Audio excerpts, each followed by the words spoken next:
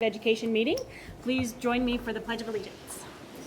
I pledge allegiance to the flag of the United States of America and to the republic for which it stands, one nation, under God, indivisible, with liberty and justice for all.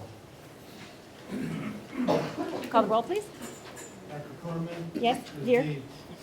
Mr. Janice? Here. Mr. Miller? Here. Mr. Collins? Here. Commendations? We have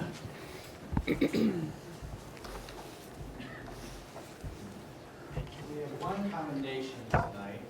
Each year, Coughlin Automotive Group honors one teacher from each district in Licking County with the You Make a Difference Award.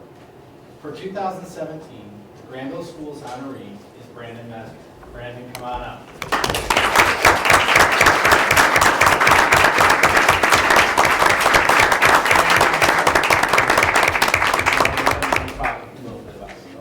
So Brandon is an intervention specialist at Granville Intermediate School.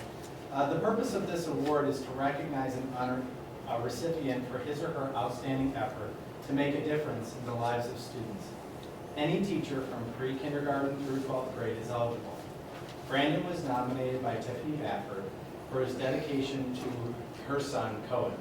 Brandon will receive a framed certificate of $500 cash at a countywide recognition luncheon on March 1st. So what you should know about Brandon is he is representative of many of the teachers in our school district. But I think it's a fantastic award for him because this award really doesn't matter as much as the individual daily successes that his kids have. And I say his kids because he truly treats them that way.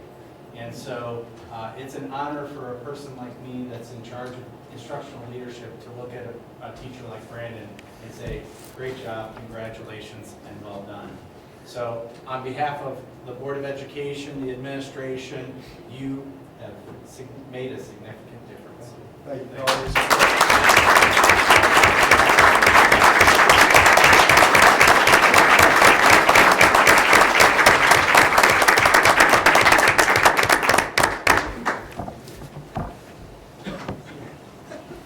And a significant I was told I could leave. Right? Yes.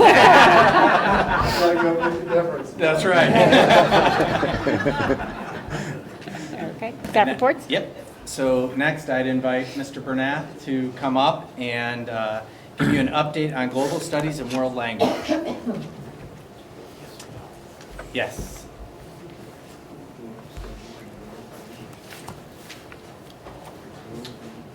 All right, you have two documents in front of you. One is just a copy of the PowerPoint slides for this evening. The other one is the draft curriculum document that I referred to a couple times during our conversation. So if you have that handy, that would be helpful. So we have been working for quite some time on the World Language and Global Studies program in our K-6 buildings. But really this process started a much longer time ago.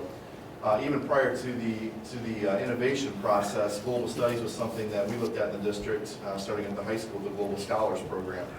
That's going on 5 years almost already, which is really, really hard to believe, to be very honest with you.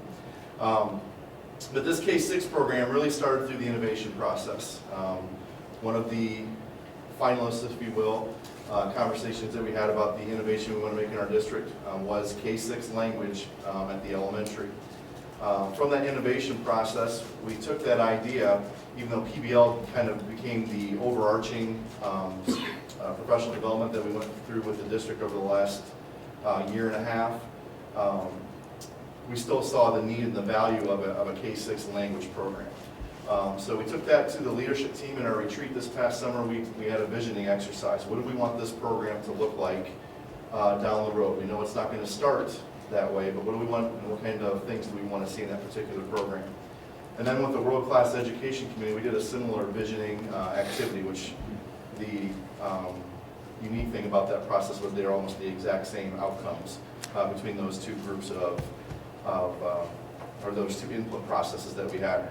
So the outcome of this, in this vision, was what you see on the back of the first page and the next page. A look at some statements that define what we want this program to look like. And it became not just language. It became language with culture and diversity training for our students, all wrapped into one package. A package that will certainly evolve over time, just like our Global Scholars Program has evolved over time. And then just to give you an idea of that evolution, at the high school level, the Global Scholars Program started with 20 students the first year. We took them to China, they went to the Honda plant, they had a couple of little smaller field trips. This year, every senior does a project that's based on some kind of global topic. They make multiple field trips to Ohio State, Cincinnati, and other places to interact with professionals. Plus, we have almost 100 students in the Global Scholars Program itself. So in a very short time, that program has exploded, and we can see definitely an evolution in this particular program. But our outcome for this is a single global language that's Latin-based, Latin language, to serve as the backbone of the program. Everything is going to be centered around that. And we're going to create a global cultural and diversity program of study that integrates some of those standards at each grade level along with that particular language. And we want to show you our progress on this tonight. So the first thing we did was gathered up the experts in these particular areas. We have multiple GE Granville school staff members.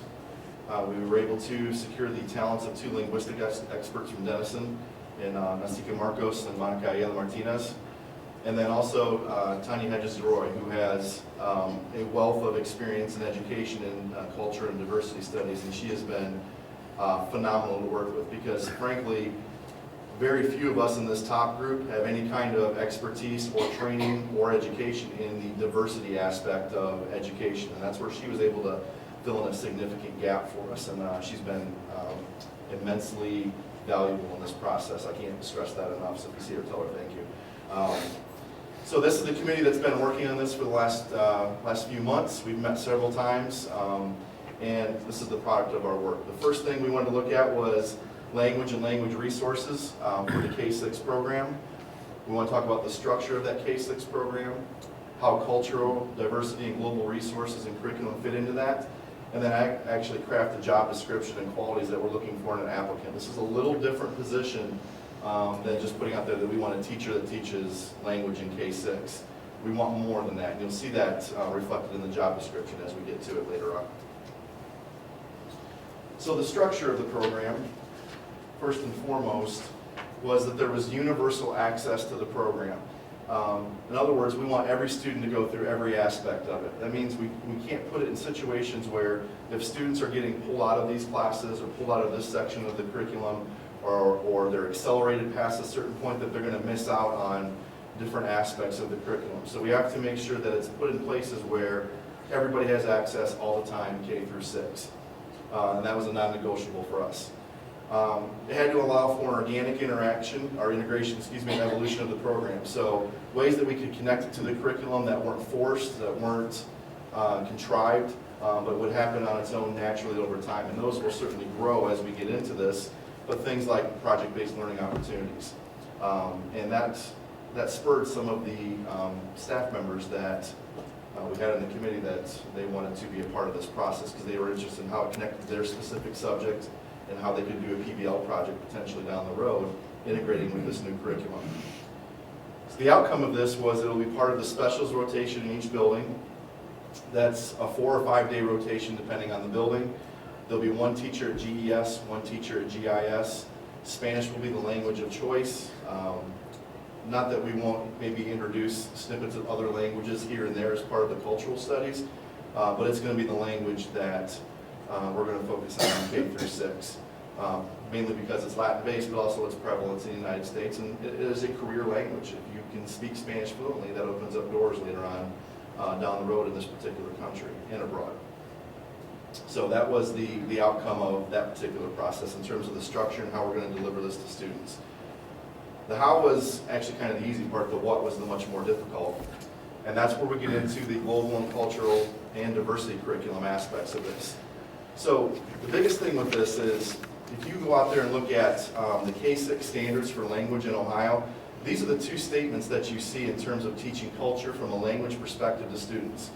And I'll just read them just because they're kind of small. Examine and describe relationships among products, practices, and perspectives and compare them across cultures.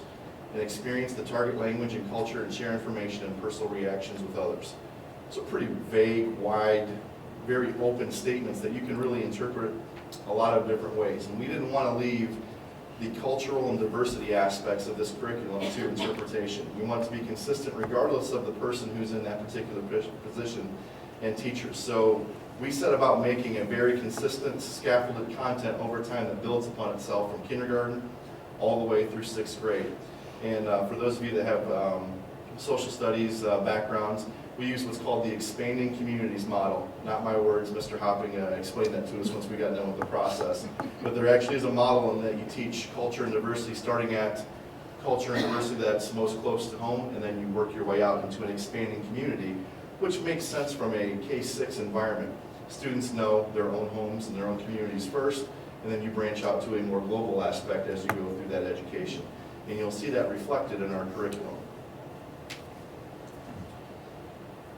The backbone of all of our global competencies is the framework that's put out by the Asia Society, which we actually based the Global Scholars program at the high school several years ago on. It includes 4 parts: investigate the world, recognize perspectives, take action, and communicate ideas. And those things each have their own descriptions, but that's what we're trying to accomplish with students. Investigate the world and recognizing perspectives. Those are more of the knowledge level type things. Are you familiar with the world and all the differences that are out there, and similarities as well. The communicating ideas and take action is kind of where you take that to the next level, where there's an actionable item by the student. You're either taking action on an issue or a project or a question, or you're communicating with someone else in some kind of medium, whether it's electronic, print, or the spoken word. So you'll see those reflected throughout this particular curriculum that we've put together. From a cultural standpoint, we've divided this up into K3 and 4-6. That actually fits real nice because that's the structure of our buildings. But if we would ever change the grade levels that we have in our buildings, this would not change because of that. So it fits nice and neat, and we're not changing grade levels in buildings, just to clarify that, okay? So the first part, the K3, is really what we call American Studies. So we're starting at this, this very root kindergarten family and local cultural level. And then we're branching out in 1st grade to more the local community and Licking County, so to speak. 2nd grade, we're going to get into the Ohio culture, and then 3rd grade, more of a national United States culture. Now, obviously, those are big statements because there's lots of subcultures within our national culture. But getting students from the local level and looking bigger with a bigger and bigger lens as they go through the K3 environment within our own country. When we get to the intermediate school, we're going to branch off into more of global view. And we actually tried to match up, we did match up the areas that we were focusing on based on the standards or social studies classes that are taught to allow for that organic integration of those topics. The first one, 4th grade, we're going to focus on Africa. Now, of course, that's the first one, and it actually doesn't fit any standards that we have in the state of Ohio. 4th grade is Ohio. Ohio, social studies, history, etc., that are part of the standards there. And the reason we chose Africa was very simple. If you look at the standards K-12 in Ohio, Africa is almost a forgotten continent in some respects. We don't have a lot of things that are directly related to Africa. I think it's the one, just anecdotally, the one area of the world that our students know the least about. So we wanted to focus on Africa because we had already focused on Ohio back in grade 2. So we're going to give kids a little precursor to grade 4 in grade 2 with some of our Ohio cultural studies. Obviously, there will be a lot to add, so our 4th grade teachers don't have to worry about not teaching content. There will be plenty there left for them to get to. In 5th grade, we're going to focus on Central and South America. That's a natural fit with 5th grade social studies. And then 6th grade Asia, in particular China, India, and the Middle East. Those would be the 3 regions that we would focus on the most. Again, that's a natural fit for that curriculum as well. So there's a definite coordination with the social studies standards and the global nature of what you're going to see at each grade level and what you'll see in that document that you have. From a diversity standpoint, and this is where Tanya's expertise was incredibly invaluable, to find something out there that could give us a way to scaffold the way we're teaching diversity and culture. We came up with using the teaching tolerance framework, and it's actually at the website www.tolerance.org. there's a wealth of lesson plans and ideas that can be integrated into any kind of cultural education. Ours is going to be Spanish. They identify 4 particular domains that diversity education is based around: identity, justice, action, and diversity. Those are the 4 areas. Identity and diversity are kind of the lower level knowledge. You know, do you identify yourself as part of a culture? What kind of culture do you have? Do you see that others have different cultures? And that's really the premise behind those 2. The justice and action pieces are where students are more taking action against bias that may be present in the world, or maybe perceived at least, in different situations. So what we try to do is integrate those diversity standards in with the cultural standards in the Asia Society framework. So what we came up with was, how does this all fit together? This is one example. So 3rd grade, you've got 2 social studies standards. Local communities change over time. Communities may include diverse cultural groups. Very broad statements in 3rd grade social studies. 3 of the standards that we identified that we wanted to attack in 3rd grade were diversity-based and justice-based, and those numbers are just the number of the standard that's in the document. So students will respectfully express curiosity about the history and lived experiences of others and exchange ideas. Students will examine diversity in this case historical contexts rather in ways that are superficial or oversimplified, and they'll recognize stereotypes and relate people as individuals rather than representatives of groups. So those are some standards that we want to include in 3rd grade. Here are some suggested activities that we've put together that fit with the Asia Society model that would fulfill those 3rd grade social studies standards, those diversity standards, and you could easily incorporate Spanish into. For example, from a recognizing perspective, I guess I said that twice, Skype interviews with professionals from different regions of the country who have jobs affected by that region and location. What if you Skype with somebody from a Latin-based company that spoke Spanish to the children during that particular time? You could read literature about children in other parts of the country. So one particular one that's Spanish related is the book Sylvia and Aki, I think that's how you say that. But it's a story during World War II. Aki was a Japanese-American girl whose family was moved to an internment camp. So you have a little bit of history incorporated in there. And Sylvia's family were Mexican immigrants who came into the United States and moved into Aki's house. It talks about how their lives are intertwined.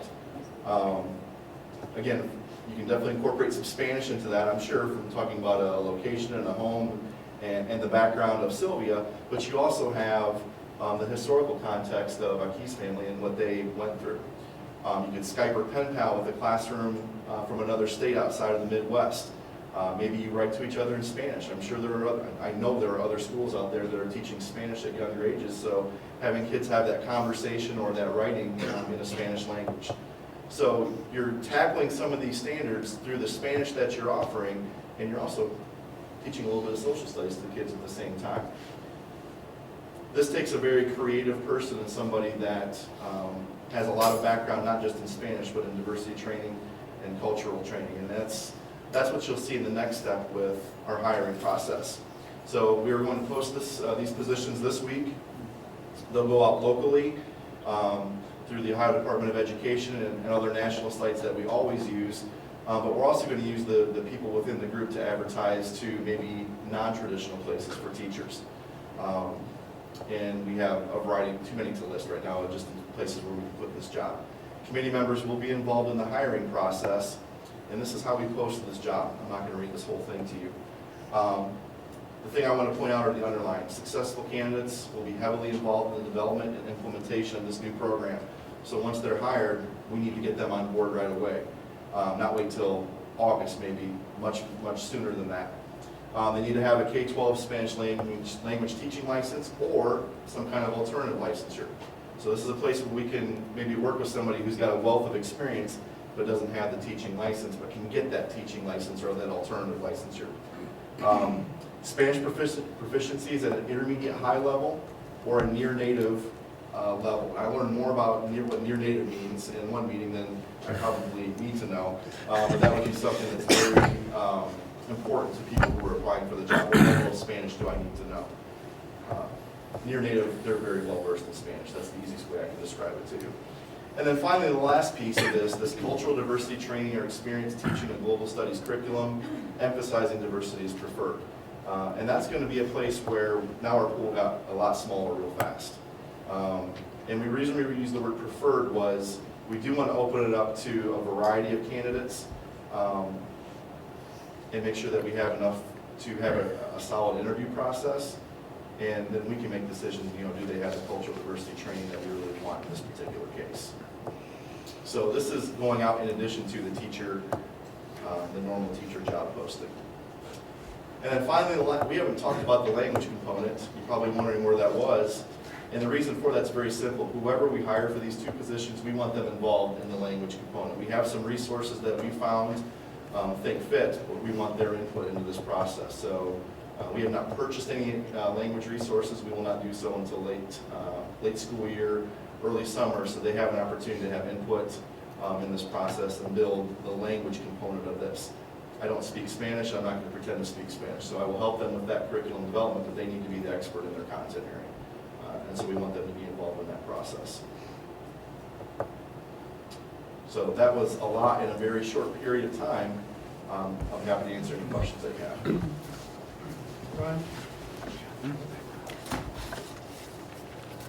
Ron?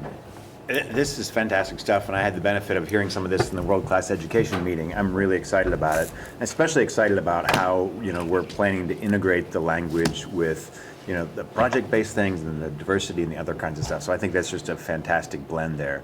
And I think if it's done well, they can reinforce each other, right? So it's not like detracting from your language acquisition time to be teaching these other things. I think you can integrate that nicely.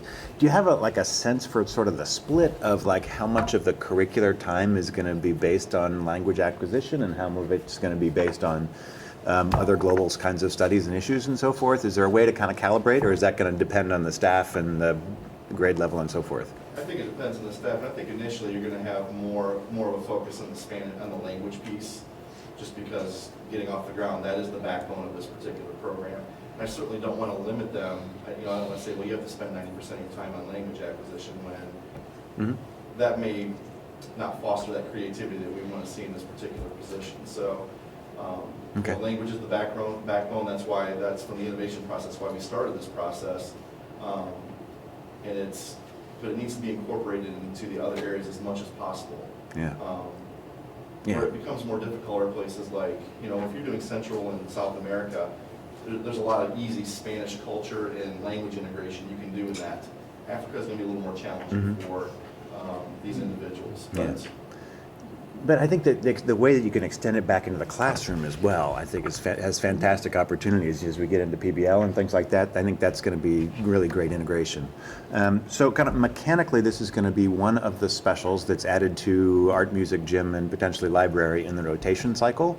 But the time of each of those classes is effectively going to be the same, right? So it'll still be a 40-minute block, which should free up some time for the other specials teachers because they'll have less class periods or something? Yeah, or you can make those classes a little bit smaller and have students go to them in smaller groups as opposed to maybe 27 or 25 to 27 in a given section. So. Good. It seems like, this is a really significant investment of staff, which I think is the right thing to do right now, and I think we should take the opportunity to think well about how are we going to use that time, because there's physically that much more time available, right? If there's a way to get back to classroom teachers by extending the time of the specials period, or whether it's a way to get the other special teachers to get integrated in PBL, which we want to have happen. So I think there might be a way in the rollout process to kind of think creatively about that, and I'm not sure if you've had any thoughts along those lines, or because you're adding staff, so you should have more time. And maybe it's splitting up kids in big classes, I don't know. One of the things, you're absolutely right. The specials, we're looking at the specials maybe being a little bit longer because they will have less number of times that they meet, but maybe being a little bit longer, but that's not finalized yet. The other part is if you look back at the teachers we have involved in this committee, we were very intentional about making sure there were specialist teachers from each building involved. Right. And I'll speak for one teacher at GIS, I won't mention any names, but she's already gone wild in terms of, I want to do this and this with this person, and they already have some great ideas. It might be an opportunity for us to say, slow down and do it well, and not do it all at once. Yeah. So, There are some natural connections. Language acquisition, if you go into our high school classes, you're singing, songs. That's part of the linguistic process of actually getting the rhyme and rhythm of that language. So there are some things that naturally fit other disciplines. And so giving them the ability and the flexibility to integrate is, I think, the main thing that we took away from this process, or at least I took away from Ryan's leadership of this, was, this is something that can't be done in a silo. It's not just about language acquisition. And if it is, it's short-sighted. And so it's all about that looking at it from a more diverse perspective. And I think that speaks to just PBL in general, right? Is you just don't want to do that in your own room, right? Yeah. The more you can integrate other staff member, other people in your grade level, specialist teachers, other language and things, I think the richer the experience becomes. So I hope we can be intentional about that as this rolls out, and talk to staff about having more time because specials are longer, or use the other specialist teachers to integrate into PBL things and so forth. So that's great. Yeah. Question. I have, in terms of transitioning from 6th grade into middle school, this is totally just a logistics question. And I'm Spanish. I have no objection to Spanish being the chosen language, but I'm just curious as to when they transition to middle school, hopefully the interest in taking language in middle school will increase, and is that going to be an issue with the number of Spanish teachers that we have at that level? Just I understand what you're saying. Fortunately, we had a lot of conversation and did a lot of research on this. Number one, the research is pretty definitive that one language for younger students is much better than skipping all over the place. Sure. We talked about kind of the spread approach and doing a different language each year and giving them a little bit of language, and that was just not the ideal way to do it.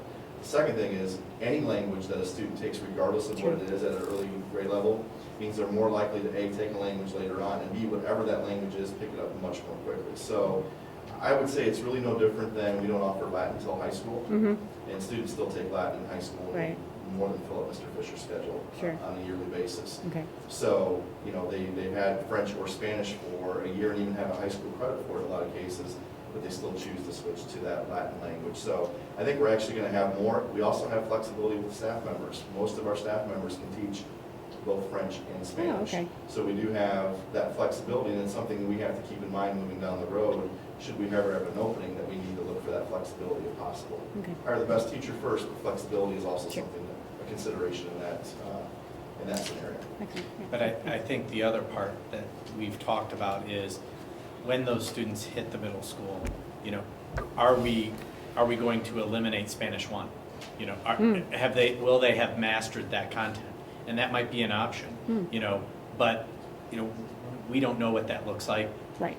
5 or 6 years. It's going to take 6 years, right? Right. It's going to take a while, Right. for that to develop. But I think all of those kind of conversations are kind of the evolutionary and organic aspect that he talked about. But we have that flexibility. Great. I would say right now, the goal of the program is not to get kids through Spanish 1 by grade 6. Right. It's going to be more spoken language, not as much written, not as much grammar, more focused on the Spanish integrated with the global and diversity and cultural concepts that we want to make sure every student gets as well. That said, I think Spanish 1 in the middle school will probably look a little different after 5 or 6 years when students have gone through that entire process. Right. And we'll have some way of determining what the best placement for those students Sure. are. Yeah. Maybe it's a 1-year Spanish 1 in middle school instead of a 2-year, Right. potentially. Right. But that's just conjecture at this right. point. That's 5 or 6 down, Yes. because it's going to take probably the students going through the whole sequence before. Right. Kindergarten Yeah. Spanish next year is not going to look much different than 6th grade. They'll go through a little quicker in 6th grade, but in Right. terms of what they're teaching students, Right, because it's the first same year. time. They're all Right. starting in the same place. Excellent, great, thanks. I'm excited about the fact that there's been a lot of collaboration with the folks at Denison on this project. And it may be that it's looking too far down the road, but what's your view on how that collaboration may be continued or expanded as we actually get into the program itself? Right now we have a pretty focused goal. We want to get this project off the ground. This is not a committee that I think goes away. We have a lot of people in that committee that are not just interested. It's not the language piece that draws them there. It's the connection to project-based learning from our staff perspective, or it's the cultural and diversity component of this. And I think that this is a perfect group to kind of launch that discussion and continue that discussion moving forward, because it's something that I think will be constantly changing for us. We'll have blind spots along the way that we didn't, foresee coming, and in areas where we need to better educate our students in those particular areas. Plus, they are a wealth of connections and for our students and our faculty. So for our staff to be able to potentially utilize some of their connections, it's win-win-win all the way around for the students. They enjoy working with our students and our faculty, and obviously our students and staff benefit from that as well. So that's a group I'd like to keep together. And their shift becomes more the cultural diversity aspect of what we're doing, not just in that program, but in the district as well. Great. That's because of the breadth of the position. Where do they fit in what departments, and who's the oversight to make sure that they're doing what they should do? Sure. From a language perspective, they're going to be part of the language, the global language department at the high school. From just a scheduling standpoint, they are a special. So from a department standpoint, they will probably work more with like the music and art teachers in the elementaries, along with social studies. I think is a natural interaction. So they're going to have split personalities a little bit in terms of where they integrate. But we want to keep them engaged and connected to our high school science, our language program, Spanish program as well. We need two special people for this job. Yeah, Yeah. for sure. Like we do for every position. For It's sure. exciting. It's very exciting. And this is, so we've really left no stone unturned in terms of our innovation process at this point. This honestly, with the movement to one-to-one next year and this program, of the 8 researched items out of the brainstorming of 120, the 8 that we researched, we have done just about all of them, because we've continued to involve movement in the classroom. Obviously project-based learning, you're going to experience some more of that here soon. The computer science courses that have been involved or created at the high school that involve video gaming, app development, website design, and coding. So, yeah, we've pretty much exhausted it. It's great. In another 3 to 5 years, it will be time to find the next superintendent to do, no, I'm just kidding. To find the next wave of innovation. Great. Because we are a continuous improvement organization. Yes, we are, for sure.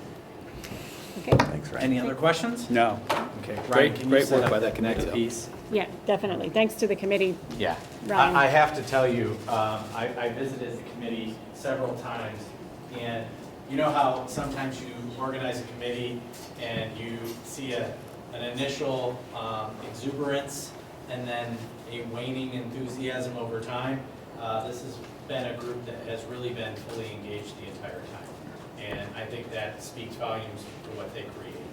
For sure. And I'm very excited about the future of that.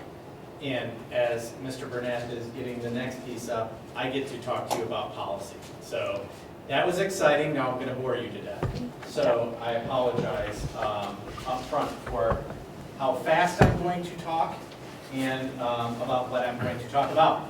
So all the policy updates that you are going to see are really byproducts of the lame duck session that occurred prior to January 1 in the General Assembly. As you know, lame duck is an opportunity to try and shove everything into a bill and get it passed as soon as possible, and you'll see evidence of that here. But really there are a couple of bills that I want to reference specifically.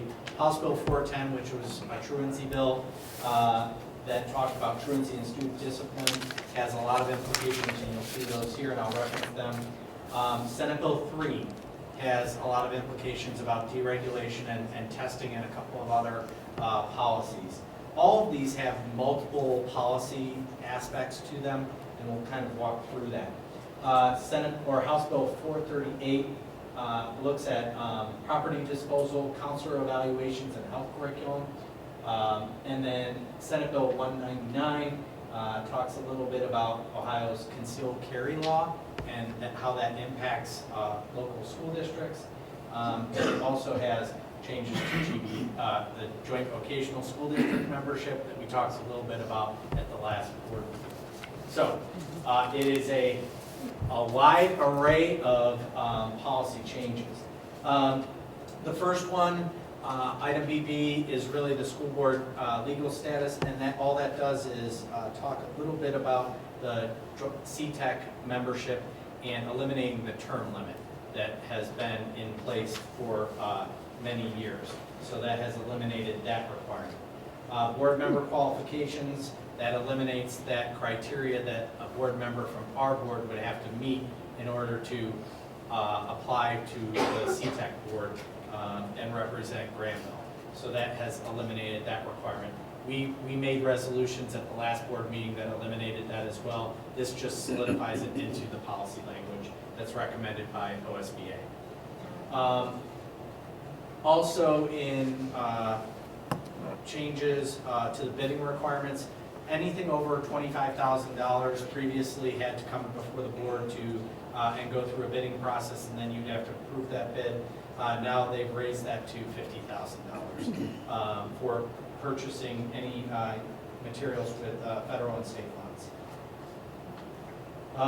Every year we had to submit to this to the Ohio Department of Education our school closing procedure and our blizzard bag plan. We no longer have to do that. We can operate in isolation from ODE requiring that plan to be submitted. So that's our emergency closing. School wellness program has implications to not only the health curriculum, but it also talks a little bit about what we can sell in our food service and how we can advertise. So that's school wellness and health education. College Credit Plus is an ongoing tweaking of that language, and it really implicates the participation in extracurricular sports. So a person that is involved in College Credit Plus cannot be negatively impacted from their eligibility standpoint. Let me give you the exact language. School districts will not deny students opportunity to participate in extracurricular activities because of their participation in College Credit Plus. That is the change that was a byproduct of, I believe, Senate Bill 3. Yes. Co-curricular activities allows non-resident students to engage in our extracurricular sports, but it leaves it up to the board's discretion. We have chosen not to exercise that option in the past, and we will continue to not allow that option moving forward. However, we do allow residents who attend a different school who want to participate in our extracurricular activities to utilize our teams.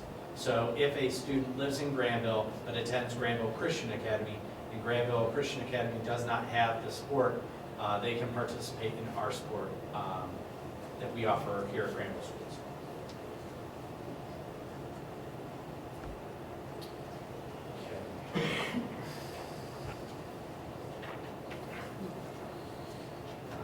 Graduation requirements again. There was some permissive language.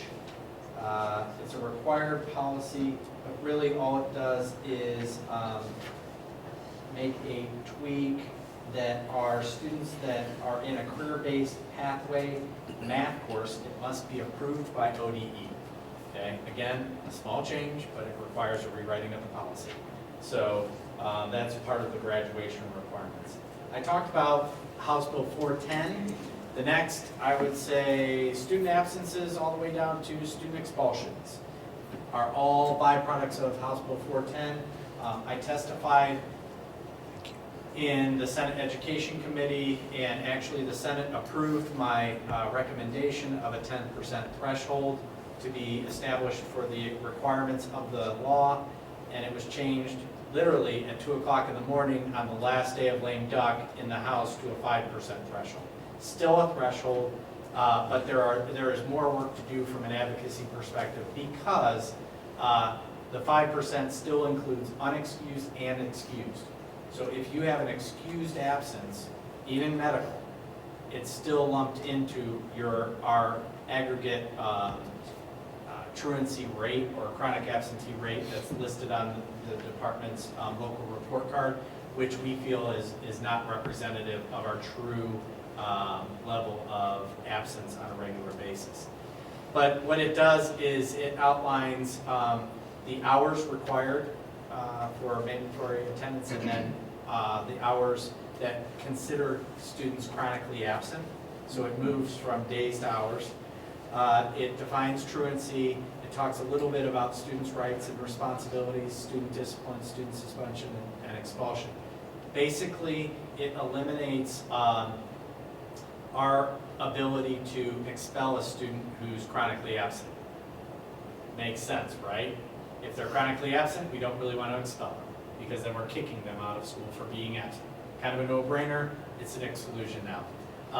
The other aspect, though, I think that we have done here is if a student is suspended for any reason, they are allowed to make up that work, and that usually is a local decision. We've opted to exercise that right because we want to value learning, but across the state, it was up to each local. Now it's codified into these policies. The truancy language, why is that 5% threshold important? There are additional requirements for reporting to ODE and what we have to do as far as an intervention assistance plan. So if a student is chronically absent and they've met that threshold of chronically absent that's established by the policy, then we have to engage kind of like a little intervention assistance team that includes the parents, the students, and the principal, which most of us do now, but then there are 14-day requirements and then mandatory reporting to ODE. And if you have any experience dealing with ODE and EMIS, it becomes an actual nightmare for tracking and reporting purposes. So it just has a lot of extra things tied to it from a requirement perspective that I think is really just not necessary if your absentee rate is low. So if you don't have a problem with absenteeism, why have to comply with additional requirements that utilize district resources and potentially divert them to other more important aspects of their responsibilities? Okay. So I talked a lot about truancy. The other aspect, I talked about advertising in school, cooperative education plans. That's just our relationship with the joint vocational school, which we obviously link with CTEC.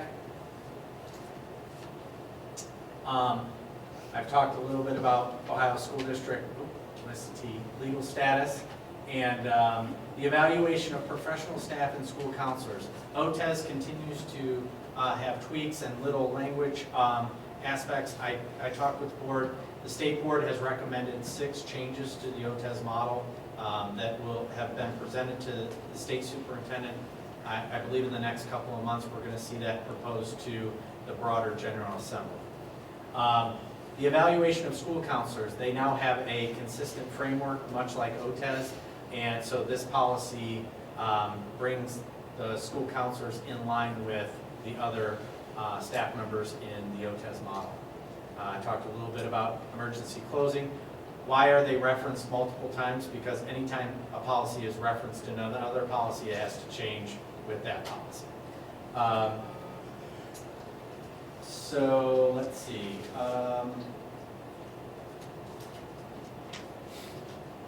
Let's talk a little bit about public conduct on district property.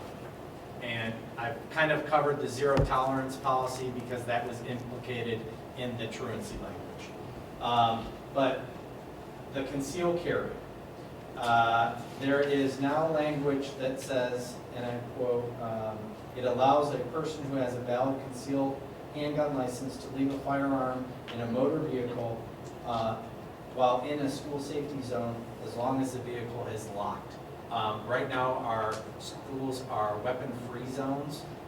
They're not allowed in vehicles, they're not allowed on school property. Senate Bill 199 changed that definition. I will not add on to that because I don't want to add my bias. And everything else is just a revisiting of things that I've already talked about. The testing program actually goes back to Senate Bill 3 that limits the amount of time students are taking assessments in the school district. I don't think I mentioned that under Senate Bill 3. Another thing that I would like to mention about Senate Bill 3 is it was designed as a deregulation bill for high-performing school districts. When they created the definition of a high-performing school district, there were 18 schools that fell into that category. Granville was one of the 18. So we technically are part of the deregulation, and we don't have to comply with certain requirements of the law, like related to the teacher resident education program and class size requirements. And ODE still has to make the regulations of what class size they mean, because it could be regular ed class sizes, or it could be like gifted education requirements that are written into operating standards. So we do fall into that carve out for highly performing school districts. I know I've talked quickly because I want to get you to the fun stuff. Any questions? This is the first reading. This is not an action item tonight. So I will come back and revisit this at our next meeting, and we'll do the second reading and the final approval at that time. So this is all the result of legislation that has already passed. Yes, this passed and lame duck. Yeah. Yep. There are plenty of other bills that will be introduced in the next General Assembly or already. The good news is I think the budget that has been released from the governor's office has traditionally been a vehicle for additional educational policy. And really there are three things that were built into the budget, and Mike and I have discussed those already. One is related to third grade guarantee, College Credit Plus, fixing some of those issues that have been popping up. Again, what you're seeing is policy done on the quick needs to be revised and revised and revised and revised. It's just, I mean, we're still talking about third grade guarantee, and it's been 4 years. Mike, do you remember the third one? There's a lot of stuff with career tech education that was in there and directly affect Opioid substance abuse. Actually, Mr. Bernath has been also working on some of the substance abuse education program. We're going to report probably in the next board meeting about that. But what's interesting, the Attorney General put out kind of a joint statement with the governor about what they would like to see as a comprehensive approach to substance abuse, and it almost is exactly what we have created already from our deliberations about the topic. So I think they looks like they copied from our playbook, honestly. Ryan and I chuckled about that over the weekend. So, any other questions on this? I was just, it's not relevant, it's not on point here, but I know there's ongoing discussion about graduation requirements. Can you just give the Yes. 30-second Yeah. sort of timeline on what you think is coming and when? Yeah, so the State Board of Education and the new president, Tess Elsoff, created a graduation requirement task force that is being facilitated by the state superintendent, Mr. DiMaria. And they have had one meeting. They created a task force that has a wide representation of different constituents, ranging from ESCs to joint vocational schools, and then urban, rural, and suburban school districts. They are looking at the data, they're looking at the point system, and they're looking at the assessments. And I think that's a wise move to do it well. However, they kind of are under a timeline because kids are already starting to schedule, and some of those students need to understand what they have to take. from a career pathway perspective, a work keys perspective, or a passage of the end of course exams. Because they have to meet currently an 18-point structure. We have some students, not a lot, that are at risk of not meeting that 18-point threshold. I do believe that it will be changed. The one thing that I think we've been advocating for from the beginning is an item analysis of the actual tests that we give to our students, because standards tell you one thing, assessments tell you the rigor. So if we don't know what the rigor is, we're just shooting at a target that we don't know where it's at. And maybe we hit it, maybe we don't. But for us to understand what rigor is involved, we have to get item analysis. And ODE's response has been that it's just too expensive to provide. So we've offered up solutions where they can cut costs. I'm sure those are well received. Yes, Yeah. Along, good question. yeah, in a related, which I was going to update later, CTEC is having conversations about how to, for those students caught in a lot of this got caught up because of all the changes that have happened over the years, right? Like, so they've changed requirements like 3 times since, I don't know, in the past 3 years. And so some of the students are getting caught up in those changes. And so CTEC is having a conversation about how to help that junior year class. I don't know if it's been presented to us or not yet, to get them what they need, doing some pre-assessing and helping them probably through work keys requirements to get them to graduation. So, which is, I think, exciting. So, Yes. Well, I think it is a welcome alternative path that could help a student out, because they just assume that, well, they should join a career pathway. But if they're juniors, they've already missed that opportunity for that pathway. So that's not an avenue for them to actually pursue. So their solutions didn't necessarily fit from a timing perspective. right.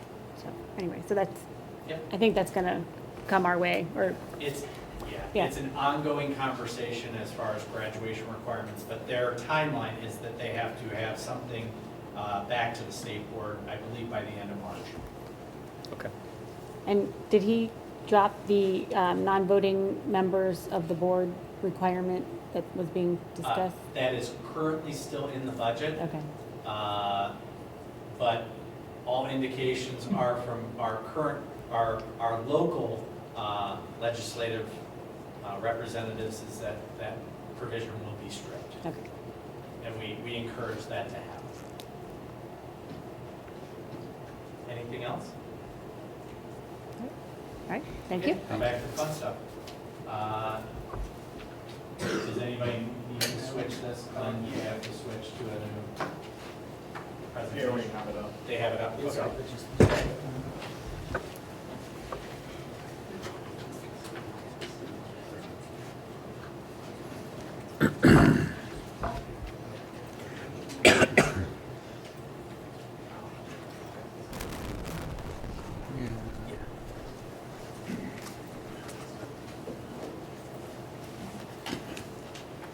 So I'd like to invite our student presenters back from Mr. Redding's AP Environmental classroom. If you remember from last month's meeting, there was a proposal made and we provided some feedback to them. There was an additional meeting where we provided some additional clarification, and this is their revised proposal. So I'll turn it over to the students. Remember, that microphone doesn't really work, so it's really just for that. So speak loudly, please. Good evening.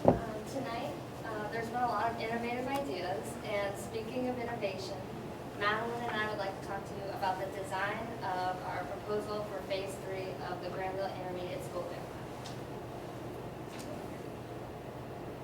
So, the proposed area for Phase 3 includes approximately 33 acres of land west of the intermediate facility, as well as 3.5 acres south of the existing lake.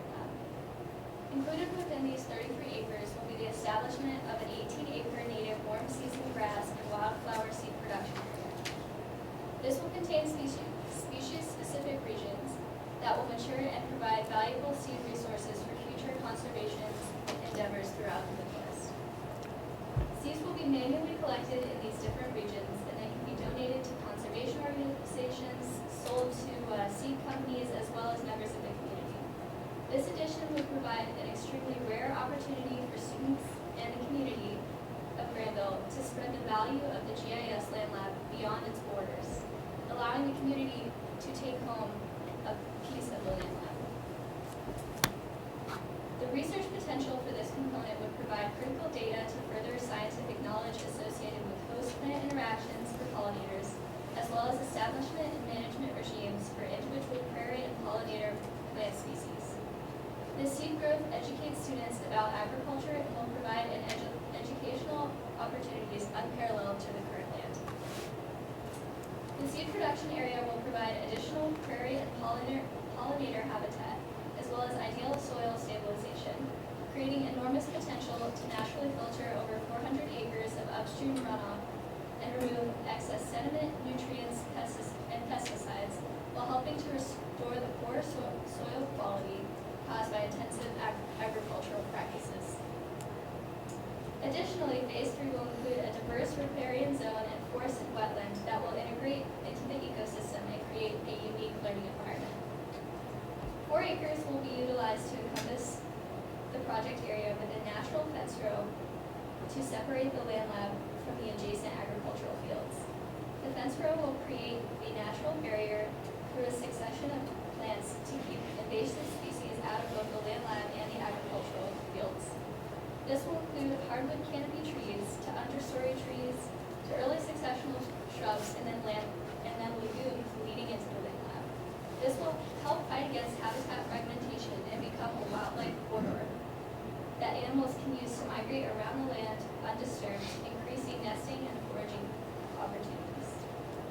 So the effectiveness of the riparian zone depends on the slope, soil type, and vegetation. And the streams on this property require at least 330 feet of a buffer to protect because there will be excess sediment and runoff. This is a buffer for the riparian zone waterway in order to protect both sides of our proposal and the adjacent agricultural land. Losing the land bordering the riparian zone would take away from the proposal educationally and from a conservation standpoint. And this would limit future opportunities for income with the seed growth component, and it would damage the natural ecosystem. There are also no field tiles to break because we're only addressing the surface water. In addition to the proposal that Madeline talked about, there will be a 3.5 agroforestry complex located south of the existing land lab that will be restored through the establishment of a wet sage meadow and by planting native edibles to increase the biodiversity and help the overall environment that we're trying to establish with an educational standpoint. This would include fruiting trees such as pawpaw, chestnut, pecan, black walnut, and persimmon, complemented with an assortment of fruit-bearing shrubs. The 3.5-acre agroforestry complex will incorporate a sustainable system of trees and other fruit-bearing shrubs and native berries. We also plan to install a bee apiary consisting of 4 to 6 hives that will be placed along the southern edge of the agroforestry complex. And this would create an opportunity for community members to volunteer and facilitate honey production for the district. The agroforest will contain canopy and shade-tolerant vegetation, as well as multiple layers of diverse fruits and edible plants. And an example is on the slide. Also, approximately 47 acres, 16 acres north of the access road and 31 acres south would remain in agricultural production, providing income for future development and potential for the district.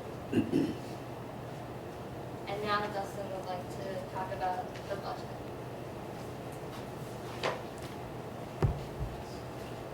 Hi guys, so my name is Dustin Braden, and I have everyone's favorite topic, budget, so we'll jump right in. We've included in our written proposal copies of this, so I'll just try to go through this pretty fast since you've already seen it.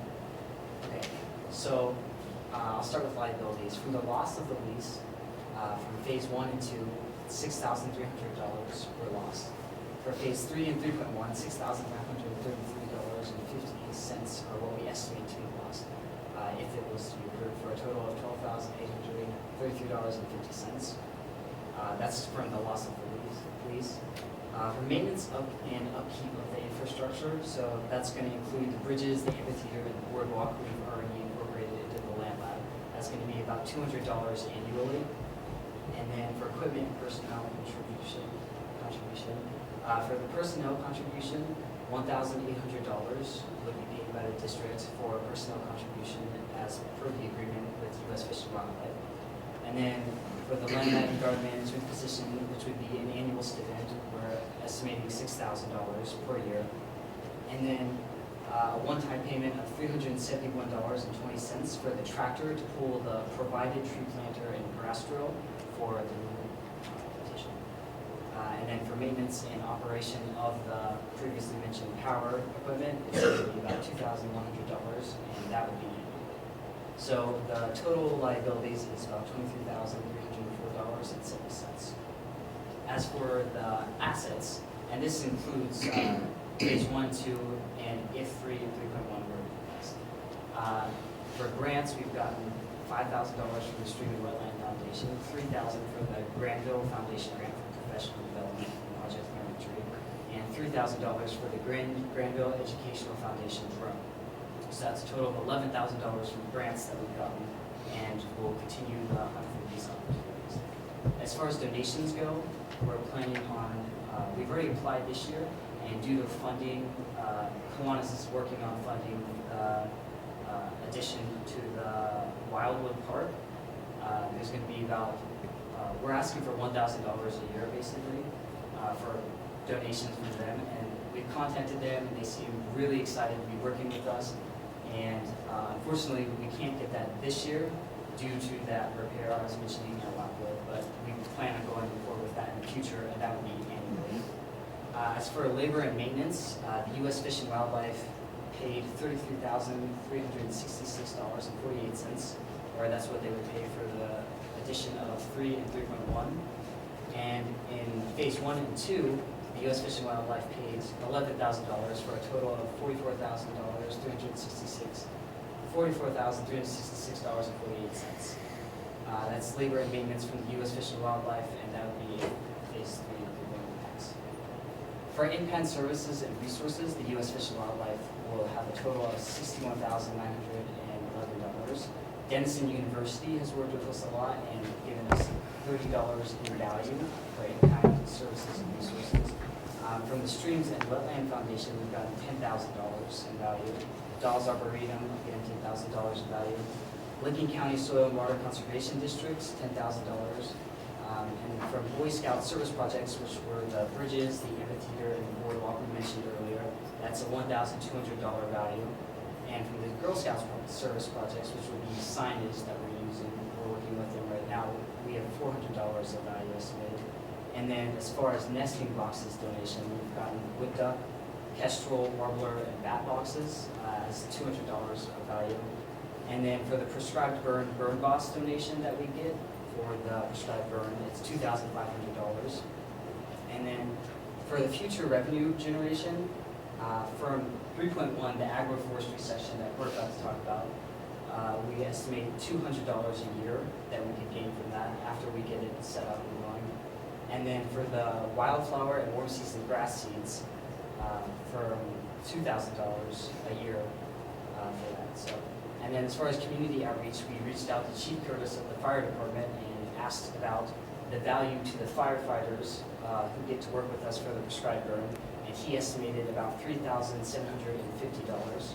So the total is $180,527.48 for the assets, and $23,304.70 for the liabilities. And these are just the additions for just phase 3 and 3.1, whereas the last slide was for the totals. This is a visual of the difference between the two. The red is the total liabilities, and the green circle is the total assets. So, all right, and next we have Will Hawkins.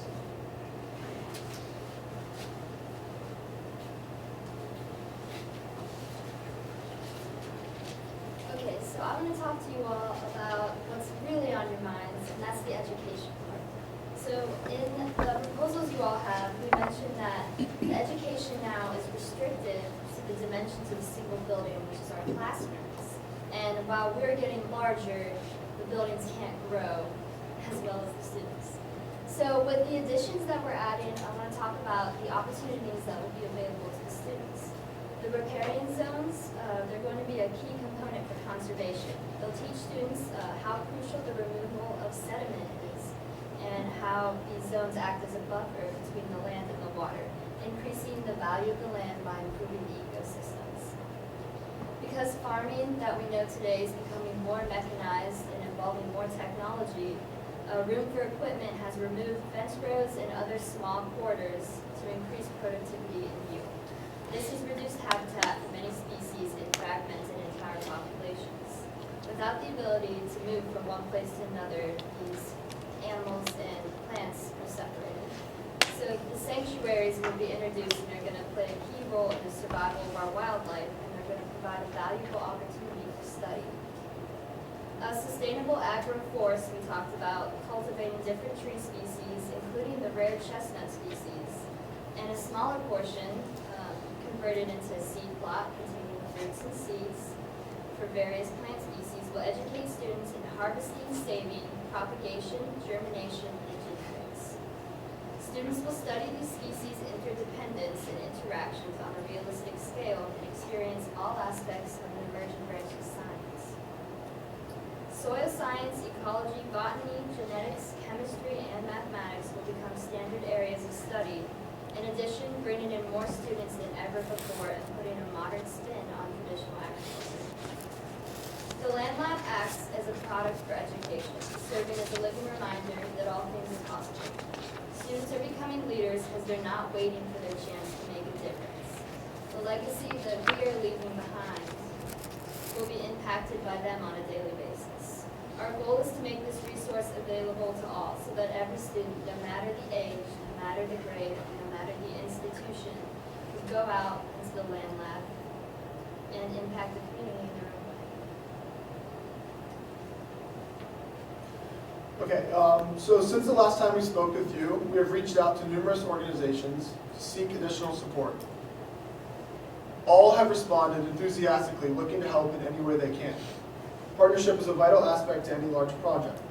Our student committee and the Land Lab as a whole have been fortunate enough to have such generous partners that ultimately spur our work forward and push what we thought we could do beyond those limits. They provide community opportunities, enhanced learning experiences, invaluable equipment, and large portions of funding. Our diverse and lengthy list of organizations that have committed to supporting our efforts in the past are extremely excited about the future of this project.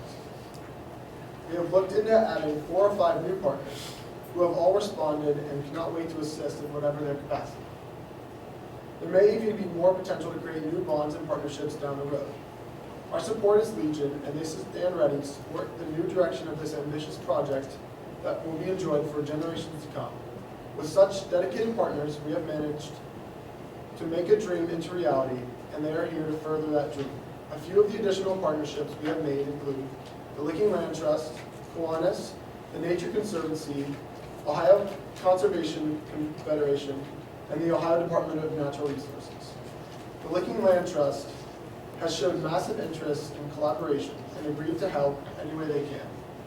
There is a chance for funding, legal protection, and of course continued support and community outreach.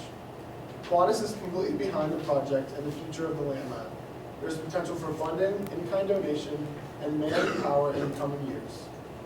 The Nature Conservancy will provide possible avenues to show students careers in conservation or consulting, as well as providing projects in soil conservation and wetland mitigation. We are extremely excited for the future of this project. Thank you again.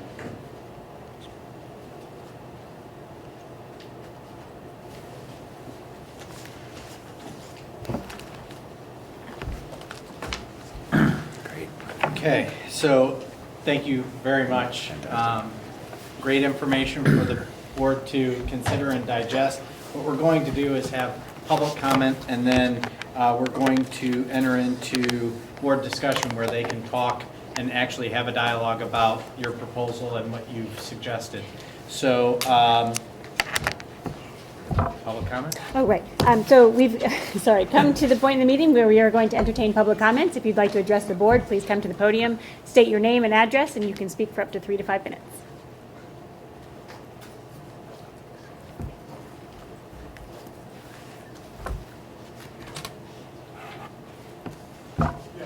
My name's Dan Vaness, 3923 Morris Road. Kids did a great job with the presentation. I'm a little bit perplexed, as it went along, I'm surprised, and I'm the guy that's been farming this property since the 80s, since before the school was done, before the first land lab. Not once did I get a phone call, a question. The first I knew about the second phase going in was in December, when Mike and Jeff brought it to my attention. And at that point, I kind of thought it was dismissed. And then last week, a new proposal was forwarded to me. And forgive me for getting a little emotional, but farming is how I make my living. And it's how I put bread on food in the table. And, one thing we want to look at is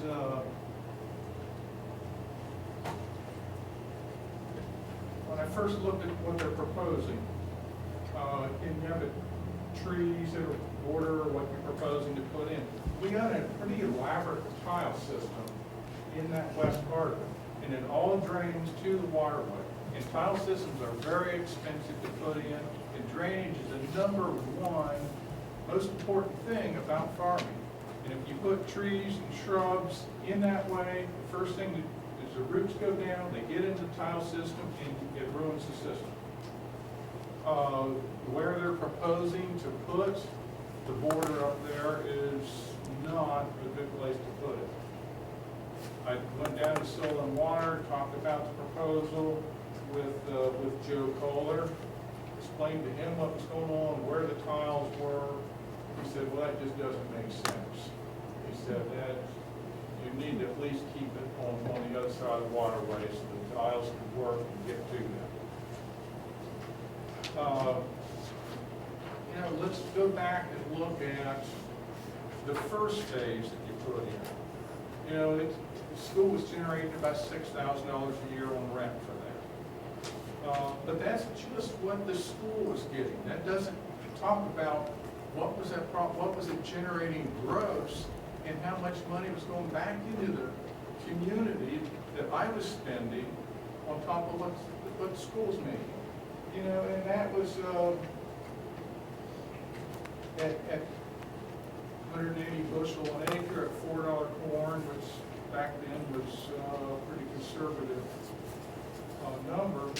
But in 4 years, since that started 3 years ago and coming into this year, that'll be a loss of $115,000 just on that first phase of money going back into the community. The school board, you've been a big advocate of economic development the last 2 years, especially since the last election, you won by 52 votes. This next phase will add another 35 acres to that, which will reduce about another $5,000 a year to the school, about $25,000 a year back into the economy. Let alone, and that affects my bottom line. I utilize grain bins on the Guthridge property. A lot of those commodities from that area get shipped into that. This will affect my operation. There's tons of educational opportunities that I think the school is missing by what we do in production agriculture. And that's, how many times do we take equipment down the road and the big thanks that we get is the middle finger because you're taking up too much space, you're slowing people down. These things aren't taught in the school. They want to talk about ecology type things or how GMOs are bad in the world. Oh, there's problems with some GMO, but there's some great things too. They basically eliminated the use of organophosphate insecticides, which if you look at the harsh side of things, what we use today is 100 times better than what we did 20 years ago. You know, and it really irritates me that you don't take opportunity of what is going on there now that won't cost you anything. We can look at the varieties that are planted, how nutrient uptakes affect yields at certain stages, of how drainage affects things. You know, there's a lot of new things going on, and you look at some of the limits in agriculture, basically water, sunlight, carbon monoxide. If you could control those, it's amazing how we could double yields. We have to feed the world. The United States is the top producer, and we need to make lots of cheap food. It may not be as good as homegrown, organically raised, but in a lot of parts of the world, it beats nothing. So, but anyway, I am kind of appalled that the group has not even came to the farmer and asked, how does this affect you? And how does it, the total gross receipts, how does it affect our community? And that's what we have to look at hard. You guys got an election coming up next year, not an election, but a levy. And people are looking at how every dollar is spent and how every dollar is made. Anyway, that's all I got to say. Dan, I have a question. Yes. And only because, and we don't have the map up there now, but you talked about your drainage tiles. And is that down by the stream bed, or where's the impact?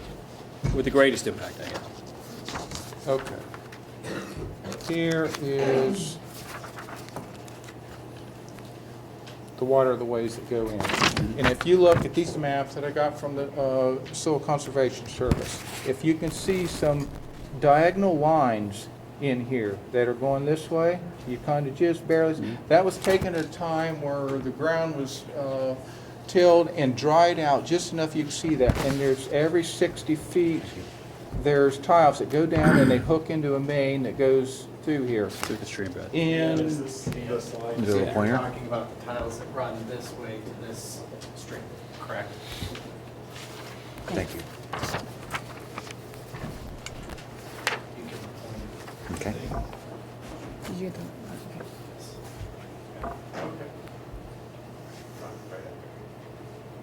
no big tiles. There's the crest. There's a peak. This is the high spot that goes right through here. You can see by the topos on the elevation. There's tiles that go diagonally all the way up in here. Every 60 feet across there, there's laterals that will hook into a main that goes down this waterway. You go and you plant trees and shrubs in here. The tree roots will get into those and block every one of those off. I can show you in the driveway when they put the road in. You can see wet spots in the side of the hill along certain spots in the road, because now over here, there's tiles that go this way from that. Then they'll collect in, there's a main that goes down through this area, and there's also one that goes into the ditch over here. But a lot of money was spent, and I think it was 1974 when this system was put in. A few years back, I put a tile in that goes up and connects up into this area. Then there's a field over in here that has some tiles that come into the woods. Well, the tree roots there have gotten into them, and they boil up and come above the ground, and then they go over and they look for a spot over here to get back in. But those are the issues you got to think about when you think of a complete picture and how everything interacts and relates with one another. Are they clay or PVC tiles? These are all plastic tiles. Now over on this side, it's an older system, and they're the old-fashioned clay, 1-foot sections, You know, and it starts out, I think there's some 12-inch up in here, and then it goes to 10, and then there's a bunch of 8-inch tile. So, you know, and if you guys would just ask, I could explain a lot of this stuff to you and maybe design a system that would work with everybody. So you're saying there's a possibility to potentially just reconfigure the boundary or the border to still You permit couldn't drainage, affect or? this side at all, because those are diagonally across the whole thing. Then also a waterway over there would be the perfect buffer if we went that far. You know, then the second side is probably up in there would probably, that's a good piece. This one's really kind of divided up. I mean, I really don't have too much of an objection on this side. But then we have to deal with Mr. Guttridge and the neighbors on the far side. What do you mean by that? I mean, Mr. Guttridge owns Wade on the far side. There's tiles, let me get the...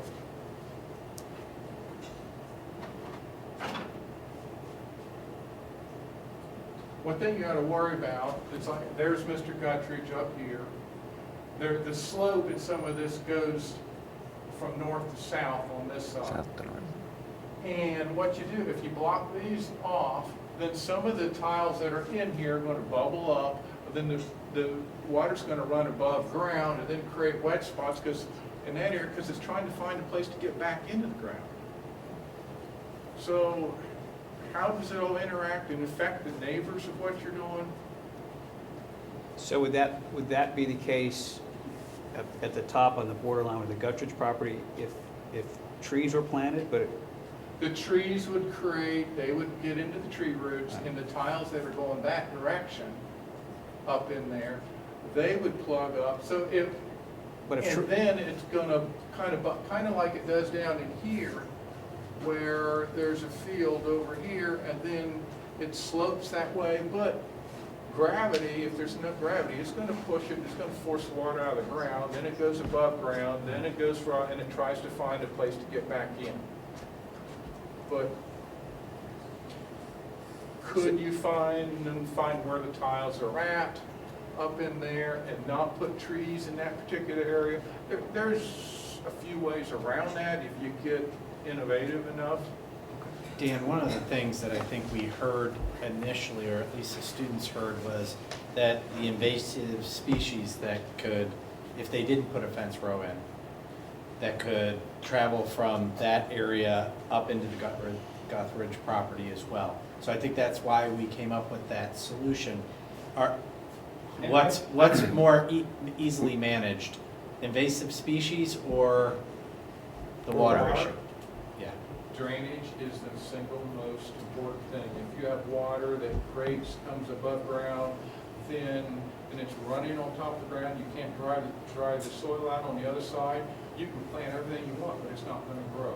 If you can't get it to grow, then don't bother. So that's what it comes down to. Any additional questions for Mr. Van Ness? Did I hear you say that if the tree buffer zone were in, say, on the other side of the stream, it would cause fewer problems? It would cause less problems over here, but if the trees are for a buffer, the waterway will serve a buffer. You always have to watch about, you know, if you got a tile in the middle of this waterway and you plant trees too close to it, the roots will get into that. They know where the water is, they go for it. You look at the type of trees you plant, you know, how far do the root structure go out? You know, that would be best to keep them back. When I put tiles in, I try to keep them 25 feet out from the drip edge of a mature tree. And those are the things you do just to work around, and because not everywhere can you take a tree out. And sometimes you just put, if you have to go through a tree area, you put solid tile in for 75 feet before them and after them, and then so that the roots won't get into it. So anyway, that's, Any other questions for Mr. Van Ness? Because I want to engage the students in another question before we get into discussion, just because I think you're okay, thank going you. to, thank you. Thank you very much for coming, Dan. Because I think there is a perspective if the boundary on the left side were moved to the waterway, what impact might that have? And so I'd like the students or Brent to talk a little bit about that suggestion. So go ahead, Please. please.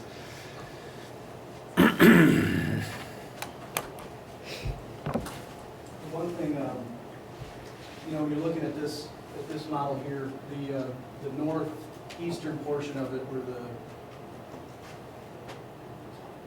Wrong one. Underneath there? Might be below. Yeah, it's the top green button. up in here, there is older clay tile there, and if you're out there after a rain event, a lot of that water now does flow on the surface, so, a lot of those field tiles there are marginally functioning. The rest of the field does have modern corrugated tile, and it is far less susceptible to root intrusion. It is possible for it to happen, but far less susceptible. Another, when we look at the loss to the agricultural education component, if there is one perceived there, I kind of look at it another way. A lot of these schools have FFA chapters, but they don't have anything similar to what we're doing here. And if you look at what they provide, FFA starts on the agricultural side and transitions into soil and water aspects, but miss out on the wildlife side. The land lab starts on the complete opposite end. Wildlife goes into soil and water. So I think they're equally valuable. And the land lab that we have at Granville here is wildly unique, totally different than FFA, but if you look at the principles that they teach students, a lot of them are still the same. So I don't think there's any loss there in terms of, my thought looking at it. Are we gonna feed the world on those acres? Probably not. But I think, when we look at all the things that it's provided for the students, we can provide an area where we can give these students the skills to, I've heard, change the world, but it gives them skills to go out and solve the problems. We're not going to feed the world with these acres, but we can give them tools to solve these similar problems. So the students can probably answer the rest of the questions in terms of moving things around, but I just wanted to address those. Thank you. So the question that I have, students, is if the barrier was to the waterway, is that enough of a barrier for what you're trying to achieve? So our Riparian Zone, which is basically the waterway and extends around that, our barrier would include at least 330 feet to allow for the ecosystem, because without the extended land, this stream will lose its value with habitats and what kind of animals we want and the vegetation we want to support. So by moving this back, this would kind of be a pointless thing into what we're trying to accomplish with conservation efforts in our proposal. Although we did talk about we're not trying to break any of the field tiles. There is definitely alternatives to what we want to plant, because the fence row will consist of multiple layers of vegetation, because we want to provide species with different niches in order to give benefit to the agricultural aspect of this and to our proposition in phase 3. So kind of what Brent said, the impact of these routes, we would be able to work with full transparency with Susanna Grant and with our design to develop these kind of vegetations that would not impact the tiles underneath.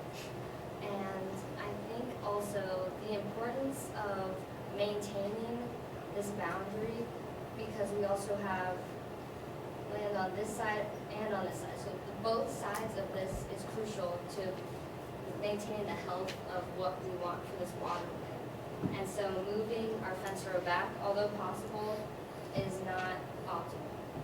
If that answers your question. That does, thank you. Can I add something real fast? Yeah.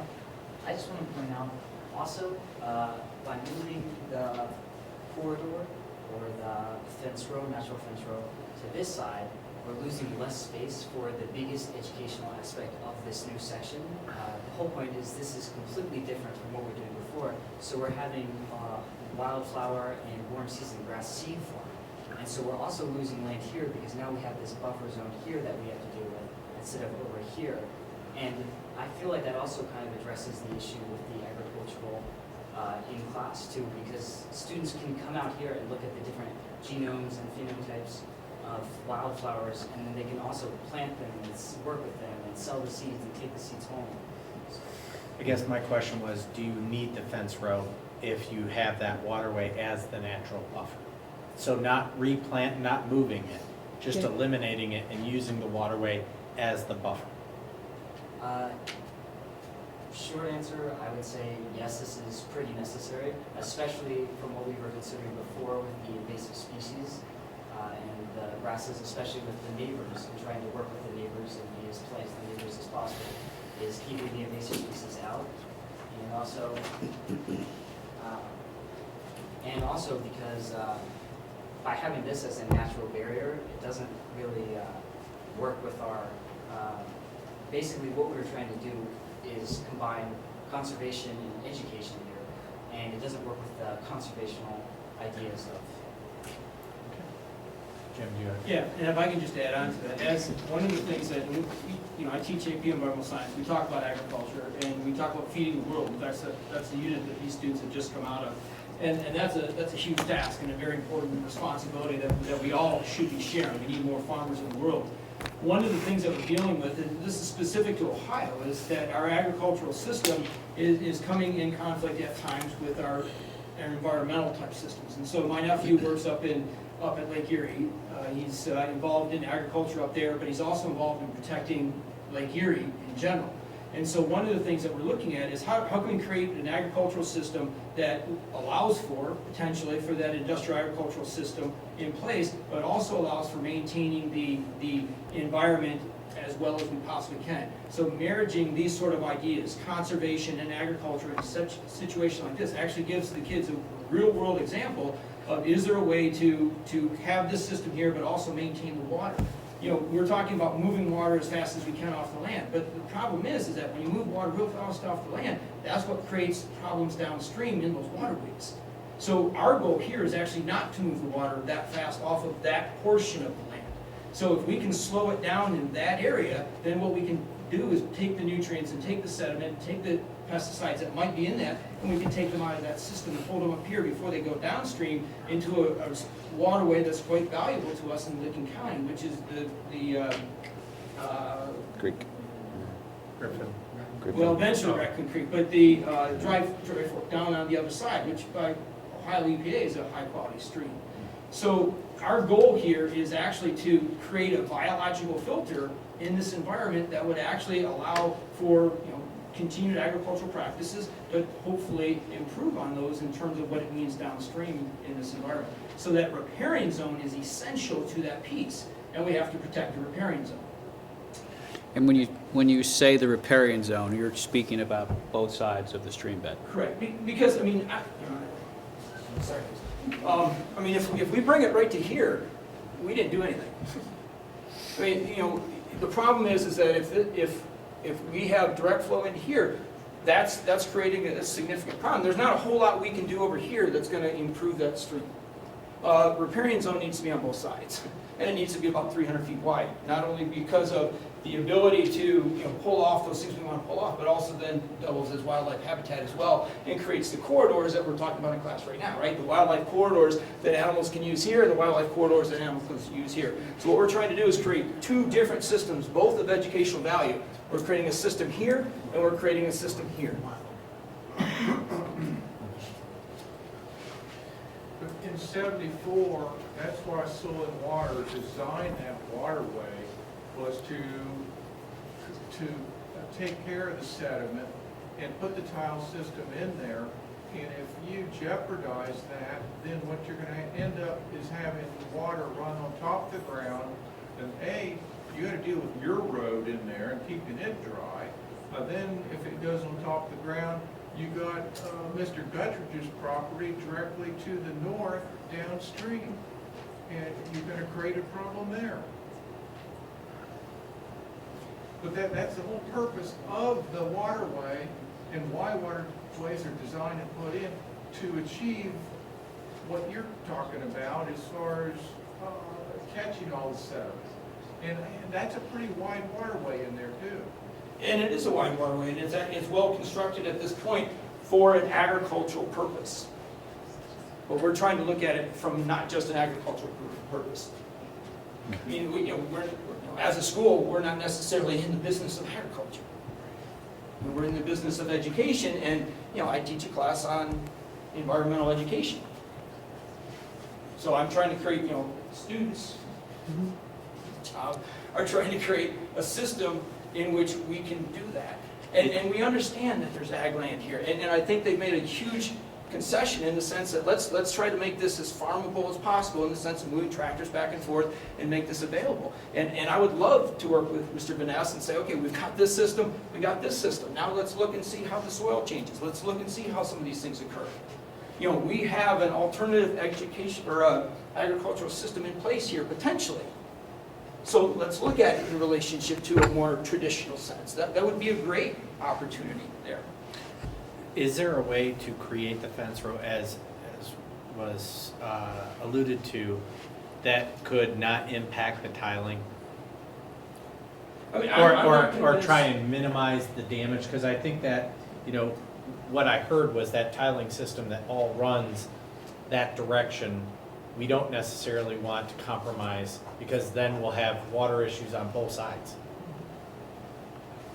Possibly. You could plant years down the road, when you're looking at putting a school up in that area, and if tiles blocked up, and then you gotta deal with. Potentially, school. Potentially. Down the road. But when you do, you don't wanna create something that could be a wetland, because then there's a whole mitigation process you guys would have to go through. Right. And you create your own problem. So that's something to consider. The mitigation problem's already there. This would already, that's part of the reason why we went to this area, because this is gonna have to be changed anyway. Any construction that's gonna happen here is gonna destroy all the field tile anyways. So you're still gonna deal with water flow. You're not gonna put a building there and maintain field tile. Right. Yeah. But if the building is on the crest of the hill, up in that area, that would pretty much mean that the water's going every direction away from it. So, but what you don't want to do is jeopardize your outlets where all the tiles hook into that main that's in the waterway and it carries it through. And then as soon as you get water on top of the ground, that starts creating erosion. You think about it, there's two different systems there. There's your surface water and your subsurface water.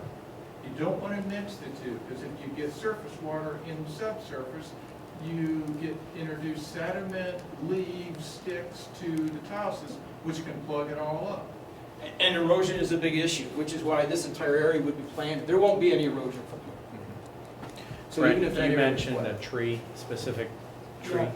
I mean, the most of the trees, they're potted, so they would be planted on probably 30-foot centers. So it would be possible to, to locate those field tile and put them in between the trees. There is still, currently a tremendous amount of sediment that is moving down that system. It's really evident when you go to the end of Mr. Guthridge's property.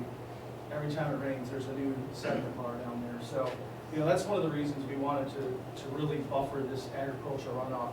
And your question about the species, moving it and just making it the riparian zone, they're completely different species. The fence row is more upland, and then the riparian would have more of the wet pin oak, willow, things like that are going to thrive in that wetter environment. So the species component was completely separate for those two things. Thank you. So typically we don't engage in this back and forth as a board, but I wanted you to hear that little back and forth so that you can have a thoughtful discussion. At this point, I'd encourage the community aspect to not engage at this point so that the board can have their conversation about the decision that they have in front of them. We need to see if So there are let any me comments from Yeah. the Right, yeah. Yeah. First, we have to see. So, yeah, is there other public Yes. comment? Yes, yeah. Would Anyway, anybody it's else? open public. Yeah, yes. Would anybody else like to address the board about any other issue this evening? Another issue? Yeah. Yeah.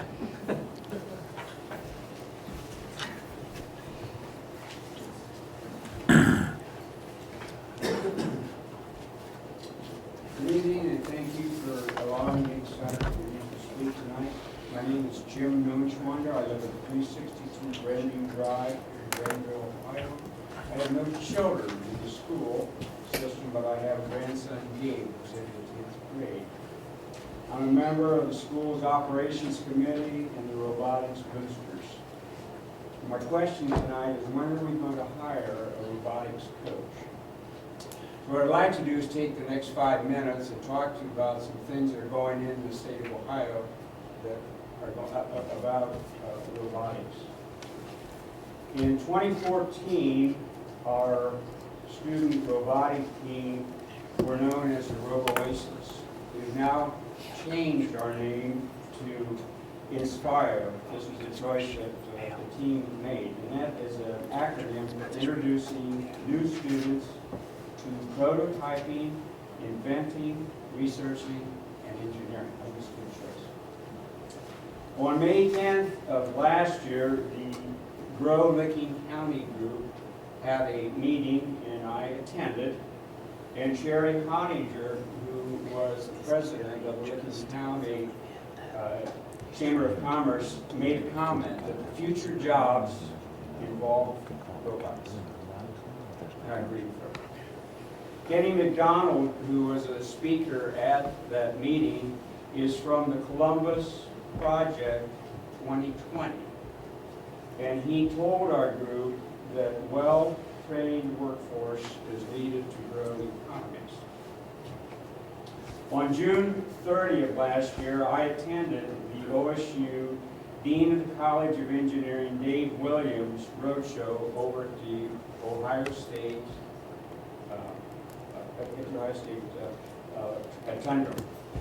Rotunda. And at that meeting, again, Kenny McDonald was our keynote speaker. And he told us that he had been instrumental in getting a $40 million grant, part of which is going to be used to develop the robotics that the College of Engineering are going to develop to operate driverless vehicles. On 20 October last year, U.S. Representative Bill Johnson from District 6 hosted a manufacturing seminar at Belmont College in preparation for the installation of an ethylene cracker. There were over 400 students that attended that seminar. Currently, the Utica Shale Formation is producing a material called ethane, and this is the feedstock for an ethylene cracker.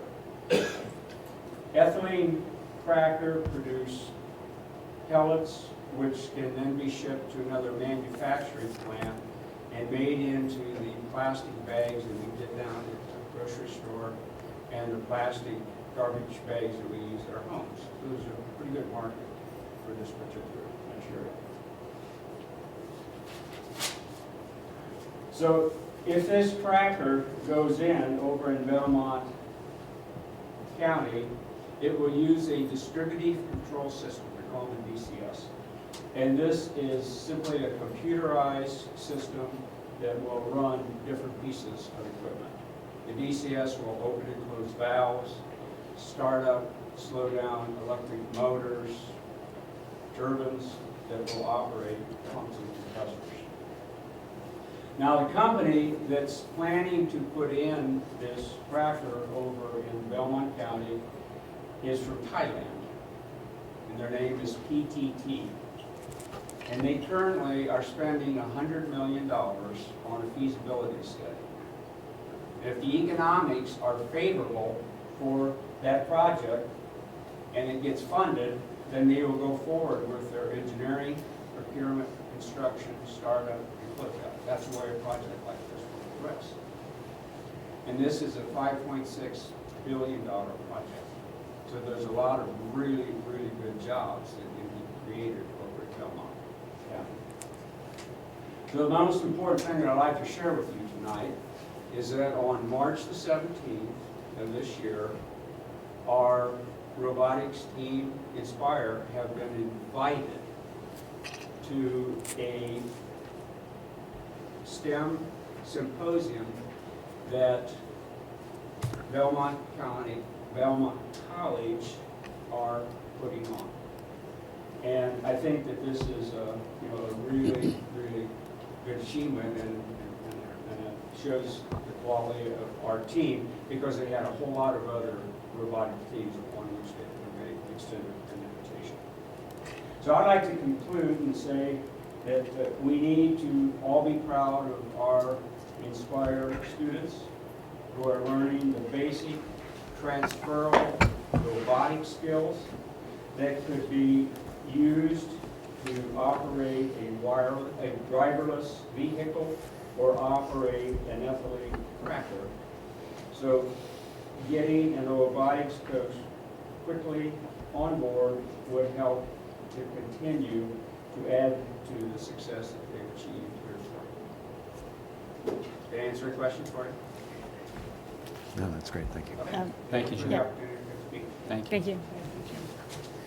Do you want to mention that it's posted, the position? The position's been posted, right? Yeah.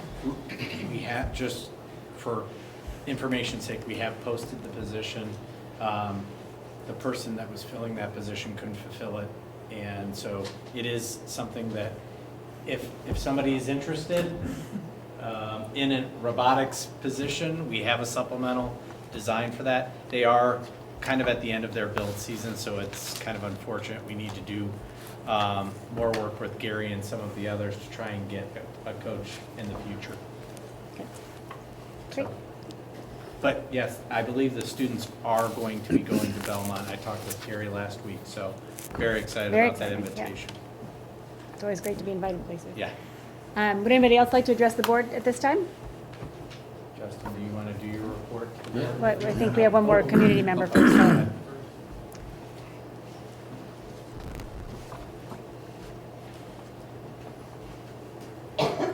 Good evening.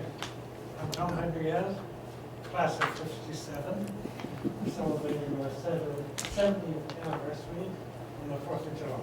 Awesome.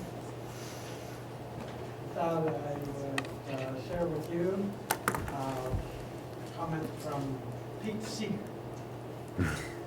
He said, education is what is reading the small print. And experience is what we get when we don't read the small print. I've had a lot of experience, but I've been reading the small print a lot. And I think I'm a little bit better educated because of it. So, among other things, I've read the reports from the Ohio Board of Regents. Do you read those reports? We don't get Not really. You should. They're really, really interesting. Especially one that was published in 2014, so that means that they were preparing it in 2013, so several years ago. And they made a lot of recommendations in that report that are relevant to us right here, as well as around us, around Lincoln County, in Ohio, in Indiana, Michigan, Wisconsin, all around us, Kentucky, West Virginia, Pennsylvania. The key takeaway that I get from this document, which is called The Condition of Higher Education in Ohio, Pre-K to Jobs. Higher education's role in developing students for careers. How do we do that? The key is the guidance counselor or the career counselor. I think you call them guidance counselors here. So it goes under another name to different. In the Ohio Board of Regents report, they call them career counselors. Another document produced by the Ohio State Superintendent of Public Instruction described what the standard should be for a guidance counselor. Quite frankly, I have read this first report that I mentioned to you many, many times. I couldn't absorb everything at once, but the more I read it, the more I get out. The report from the Superintendent of Public Instruction on the standards for a guidance counselor, my gosh, I could only read it once. But if the guidance counselor satisfied all the requirements that the superintendent recommends, they would be a god. But it's not, as OBOR reports, Ohio Board of Regents report, the counselors cannot do everything. But above all, the students must use the counselors. Only one college in Ohio, as of 2014, made it a requirement of graduation that the students confer with the guidance counselor once a year from their freshman year until they graduate. That college is, I think it's called Rio Grande. I always pronounce it Rio. They say Rio Grande. Only one college. I think it should also be a requirement here. I was just talking to a student tonight, and I asked her if she conferred with her counselor. She hasn't, and she's a junior. Why? We have 3 counselors. And they need to be consulted. They are the ones that are the professionals. They understand how to evaluate a student with a certain record that is suitable for certain industries or certain businesses, and can make recommendations and steer them in the right direction, come up with a plan. I think that the school already has some of these elements, like, yes, this is part, I took this off your website. Let's create a plan to provide career advice. Provide students with grade level examples, linking schoolwork to one or more career fields through use of the state board adopted career connections. I think that means Jobs Ohio, I'm not sure. It does. I sort of have to interpret that. And train employees on advising students on career pathways, including the basis the use of online tools. Cheryl Hay, the Deputy Chancellor of the Ohio Board of Regents, told me that the counselors cannot do everything. The teachers and the counselors must work together. Certainly, the counselor must know what the economic development picture in Licking County and the wider community is, Ohio, Midwest, whatever. The third report that I recommend that you be familiar with, that is relevant, is published by the Cleveland State University. And it is called Midstream Challenges and Downstream Opportunities in the tri-state region, Ohio, West Virginia, and Pennsylvania. That is the key. The Board of Education, the Board of Regents gives strong recommendations at the high school and college level. But they don't go into all the details of why this is so important. Jim referred recently to a Thai company that is coming into Ohio to make the largest foreign direct investment in the history of Ohio. A foreign country is spending $6.5 billion to build an ethane cracker.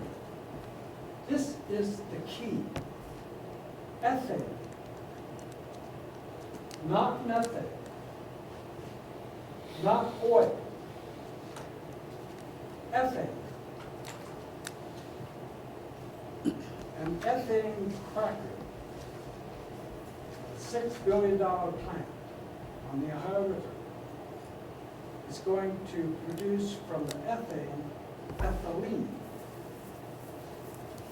And then further on down the line, they're going to change that into polyethylene. This means jobs involving chemistry, physics, math, STEM. Over and over, the Ohio Board of Regents points out, STEM, you've got to study science, technology, math, and engineering. Because that is our future. These plants, there's two. Shell Chemical is building a similar plant north of Pittsburgh on the Ohio River. And PTT Global Chemical is building one in Belmont County on the Ohio River. They're going to be using about 100,000 or 200,000 barrels of ethane every day for the next 20 years. What do we do with polyethylene? This is polyethylene. This is polyethylene. This is polyethylene. These are polyethylene. Tom, can you finish up in a minute? One more minute. It's everywhere. It takes innovation to decide how to make this. This is wonderful. It's amazing. It's so light. It doesn't break. It doesn't shatter. There is so much that you can do. There are so many opportunities. I asked this girl what foreign language she was studying. She's studying Spanish, so I asked her, are you familiar with Iberdrola? Or Iberia? Iberia means Spain. And Iberdrola is a company that makes windmills and has installed the largest wind farm in Ohio, south of Toledo. The blades of the windmill are made from, among other things, polyethylene. And carbon fiber and glass fiber, which is made in Newark, Ohio. To understand what goes into making glass fiber, you need to talk to some people in Owens Corner. They're right here in our community. And our counselors and our teachers need to contact people in Owens Corner and companies like Owens Corner. Companies like Experian Experian is a German company. If you're interested in German, and you love chemistry, if you love physics, whatever, those chemistry and physics, whatever teachers should know that you're also taking German. And they talk to your German teacher and let the German teacher know that this student is so sharp about physics and so forth.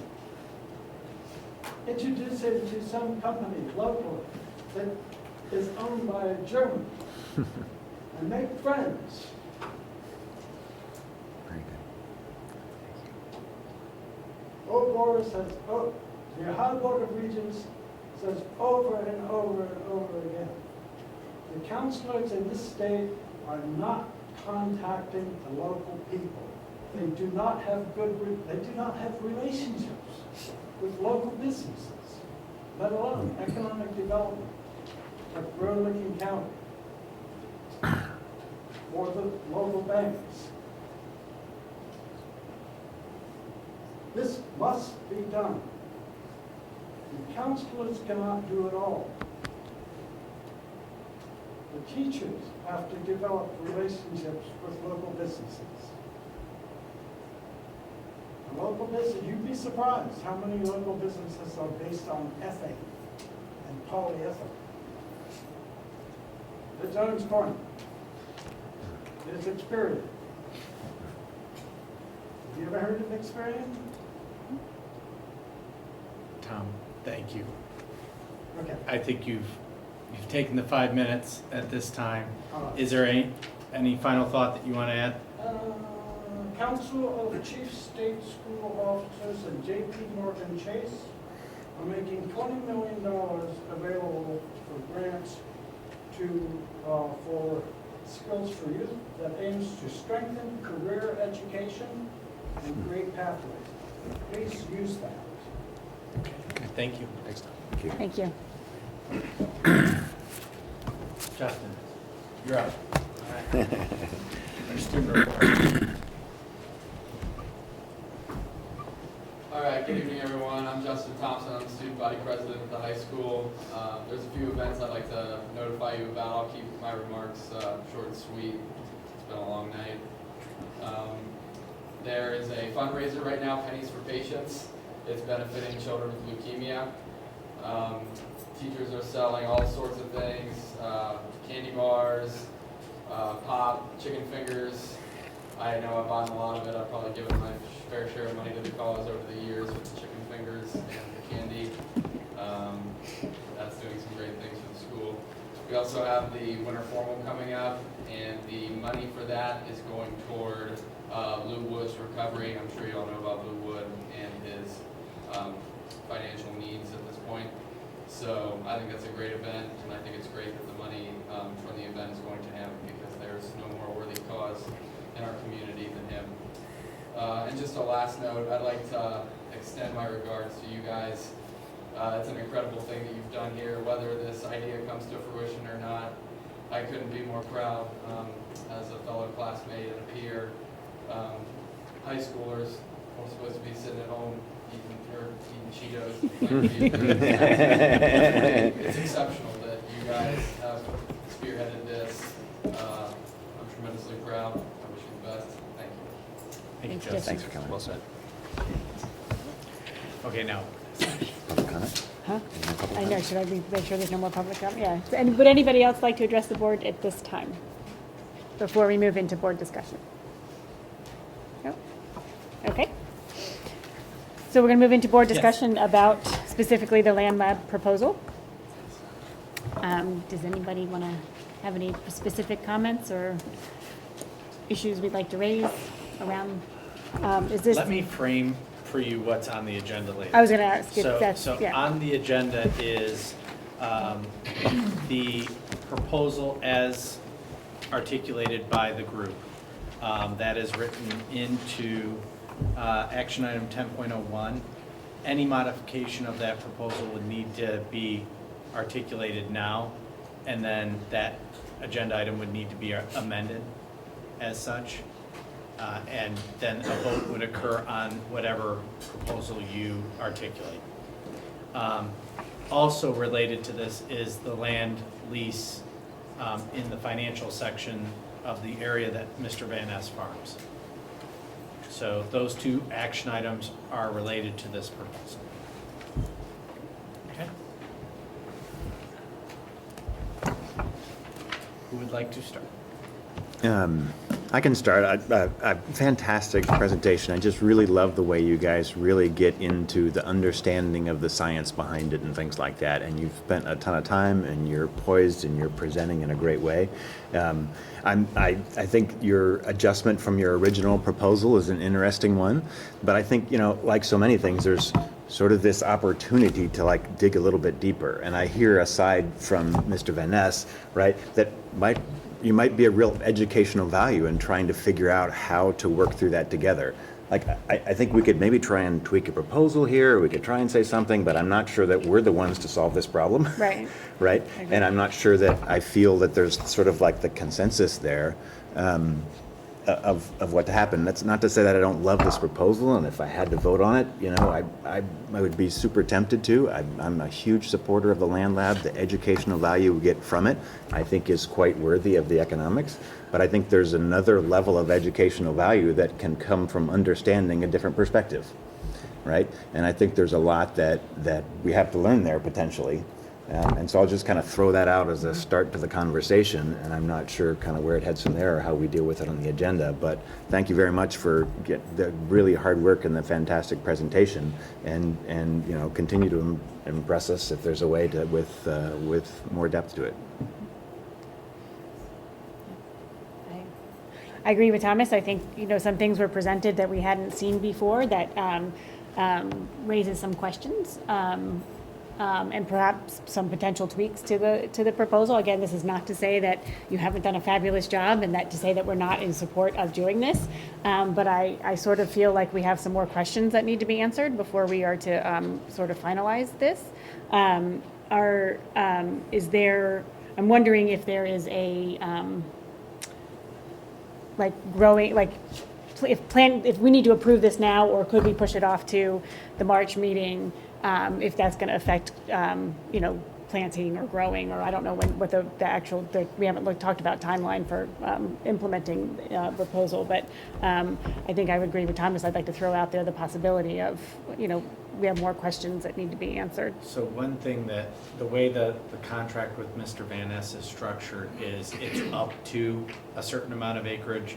So no matter what, we can adjust that accordingly, and we've kind of modified the amount. Mike, I don't know if you want to talk about that. The way it's structured, because there was uncertainty over the exact amount of land, is that it's structured as up to 63 acres, which is the amount that Mr. Van Ness has been farming the last 3 years since phase 1 of the land lab took place.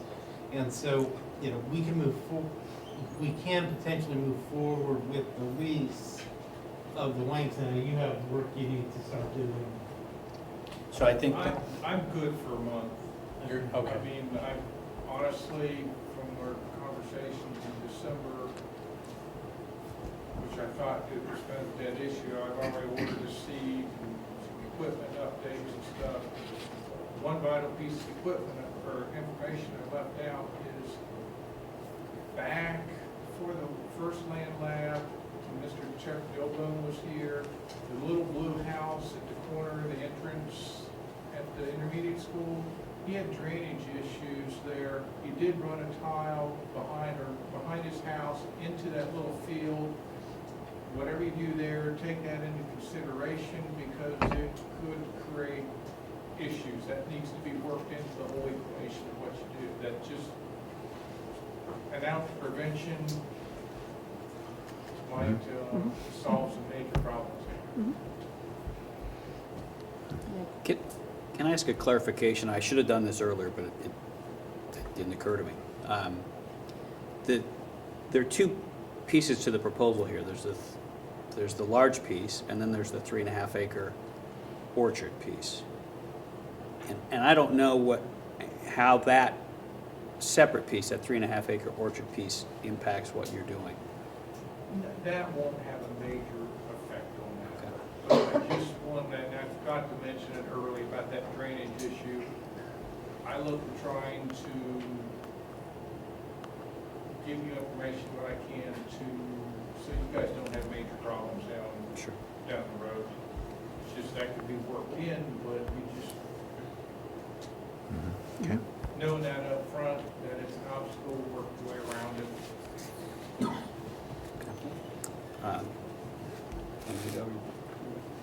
I guess I'm surprised that, and a bit disappointed that you guys didn't tap into a source of expertise about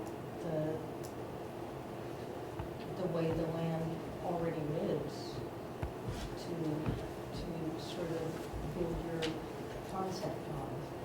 And I would feel a whole lot more comfortable if you would try to see if you could tap into some of that and come up with a resolution that could address some of those concerns. I need to send you back to the drawing board, but I was on a farm that we've been having water issues with, and I agree that if there's too much water, nothing's going to grow. And it could be on both sides. That's just, it would seem to me that that would have been us to start gathering information. Just talking to them. I think if we look at Granville voting patterns over the past years, and including this November, I think the community has strongly come out in favor of green space levies. And instead of just picking a plot of land and putting a sign in it and putting a number on it and letting it grow to however the land takes itself, we are actually having an opportunity to put a historical ecosystem back into place that reminds us of our roots and who Licking County was before mass-produced farming came.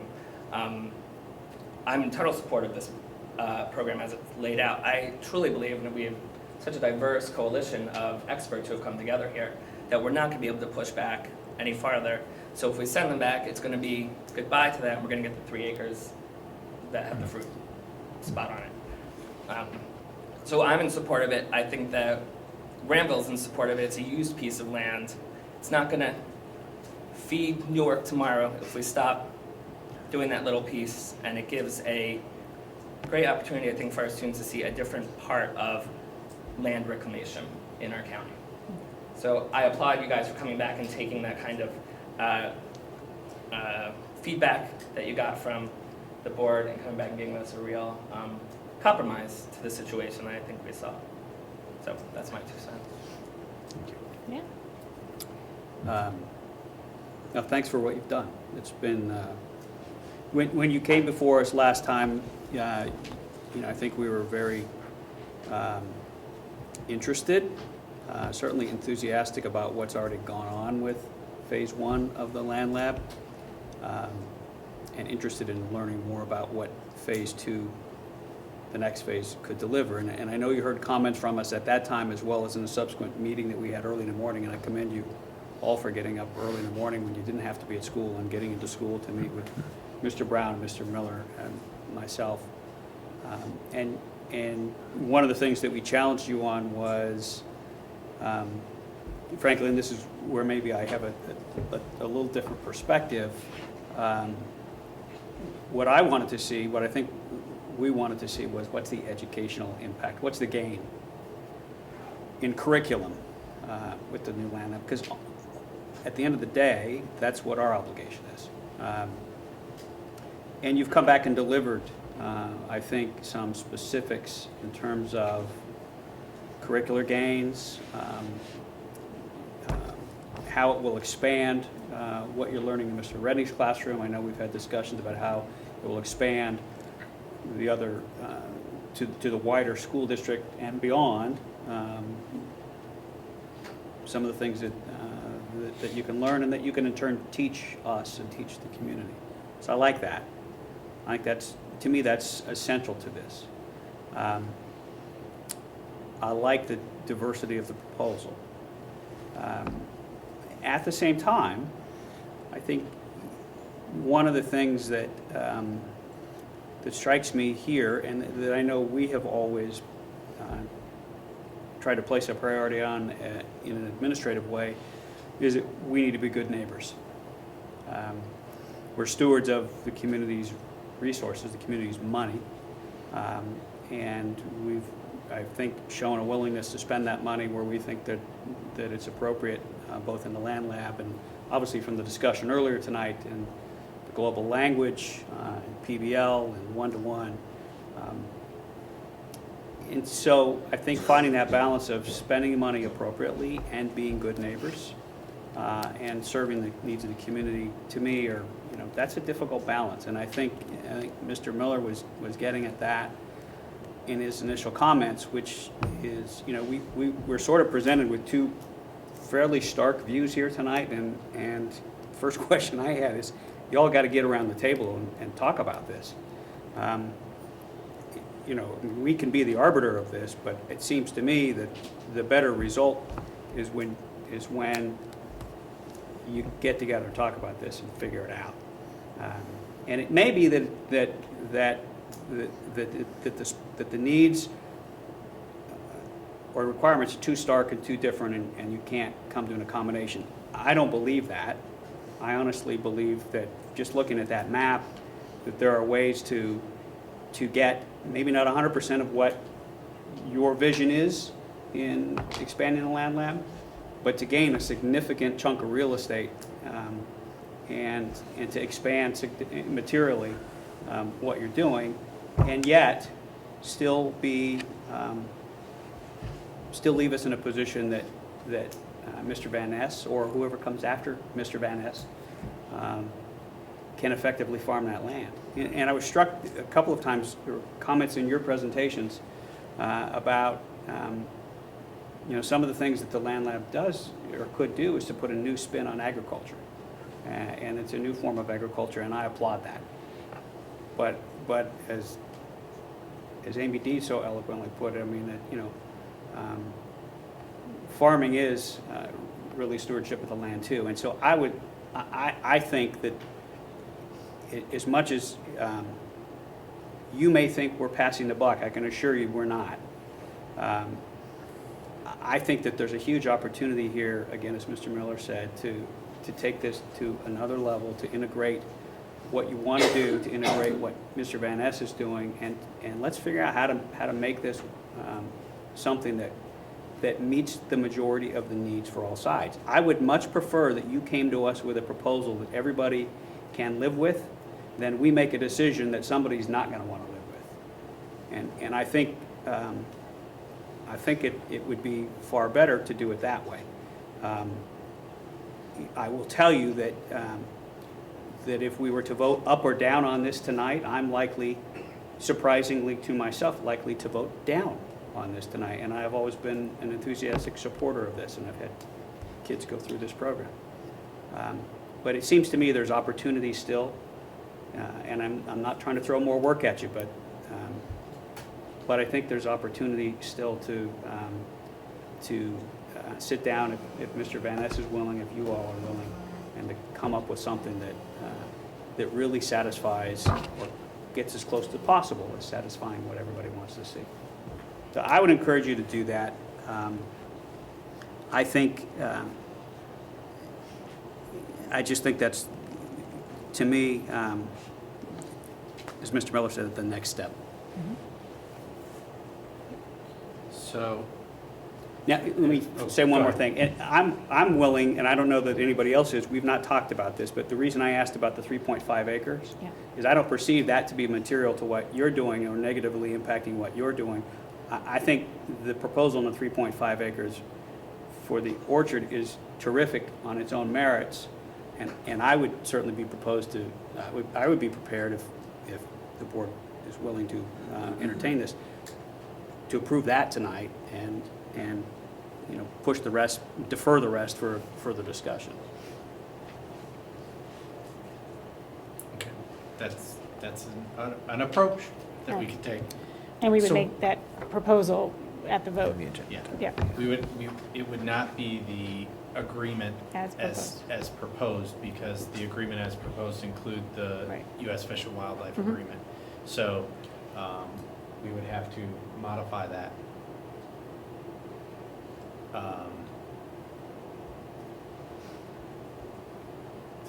You would be approving it in concept as opposed to action. You'd probably have to empower me to, engage in the negotiations and conversation with the other entities. Mhm. But I think what I'm hearing is you want the group to work with Mr. Van Ness and potentially any other neighbor in a consensus process, which again, this is real world. You're getting project-based learning 101. I mean, anybody that's sitting in this room that has gone through this process, that's what it takes. In order to find a workable solution that the majority of the board is willing to support. But that at this time, is the board willing to move forward on the 3.5 as stipulated? I would be. Yeah, I would be too. I think we could vote. All right, so when we get to action item 10.01, it will be for the approval of the 3.5 acre farm, and the rest of the program would have to be Reproposed, yeah. reproposed.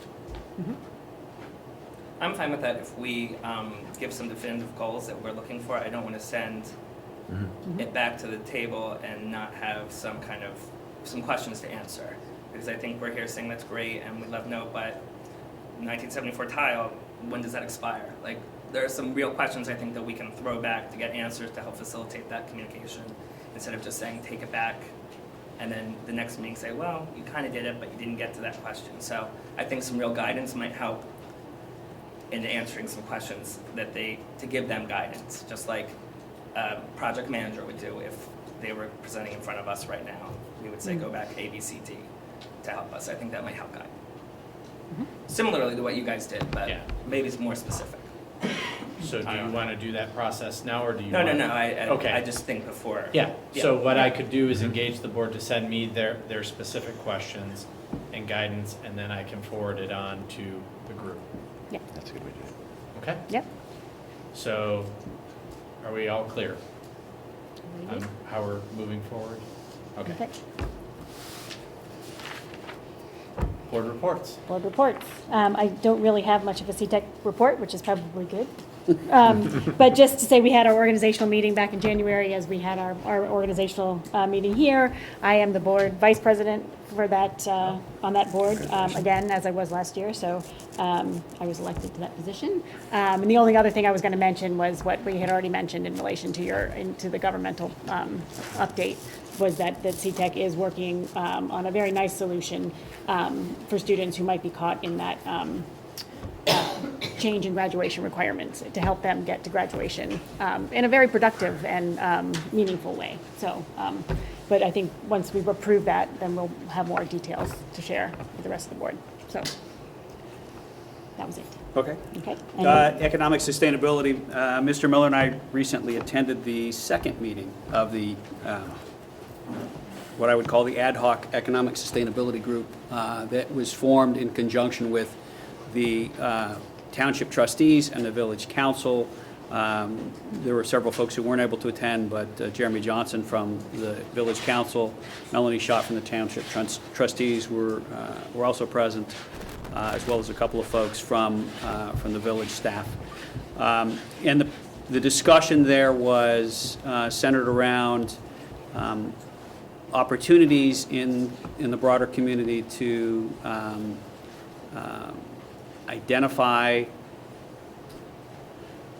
properties either appropriate for development, consistent with what the community standards are, or to bring in new businesses consistent with what the community would want. It was a good discussion. There were some recommendations considered about where zoning might need to be adjusted, where there needs to be some consideration for potential annexation, where water and sewer services would need to, and other utilities might need to be extended. And the takeaway at the end of that meeting was that we'll now reach out to folks in the broader community, in the broader business community, to talk to them about those opportunities, about whether any of the sites that we've identified might be attractive sites for development, and about what advice they would have to assist us in advancing that. We're a long ways off, I think. A long ways is probably wrong. We're a ways off from having specific recommendations. I think at some point we'll each want to go back, and frankly, this board has less impact there than the township trustees and the village council, going back and making business decisions about how they want to approach zoning and new development. It's another step in the process that we've been discussing for a while about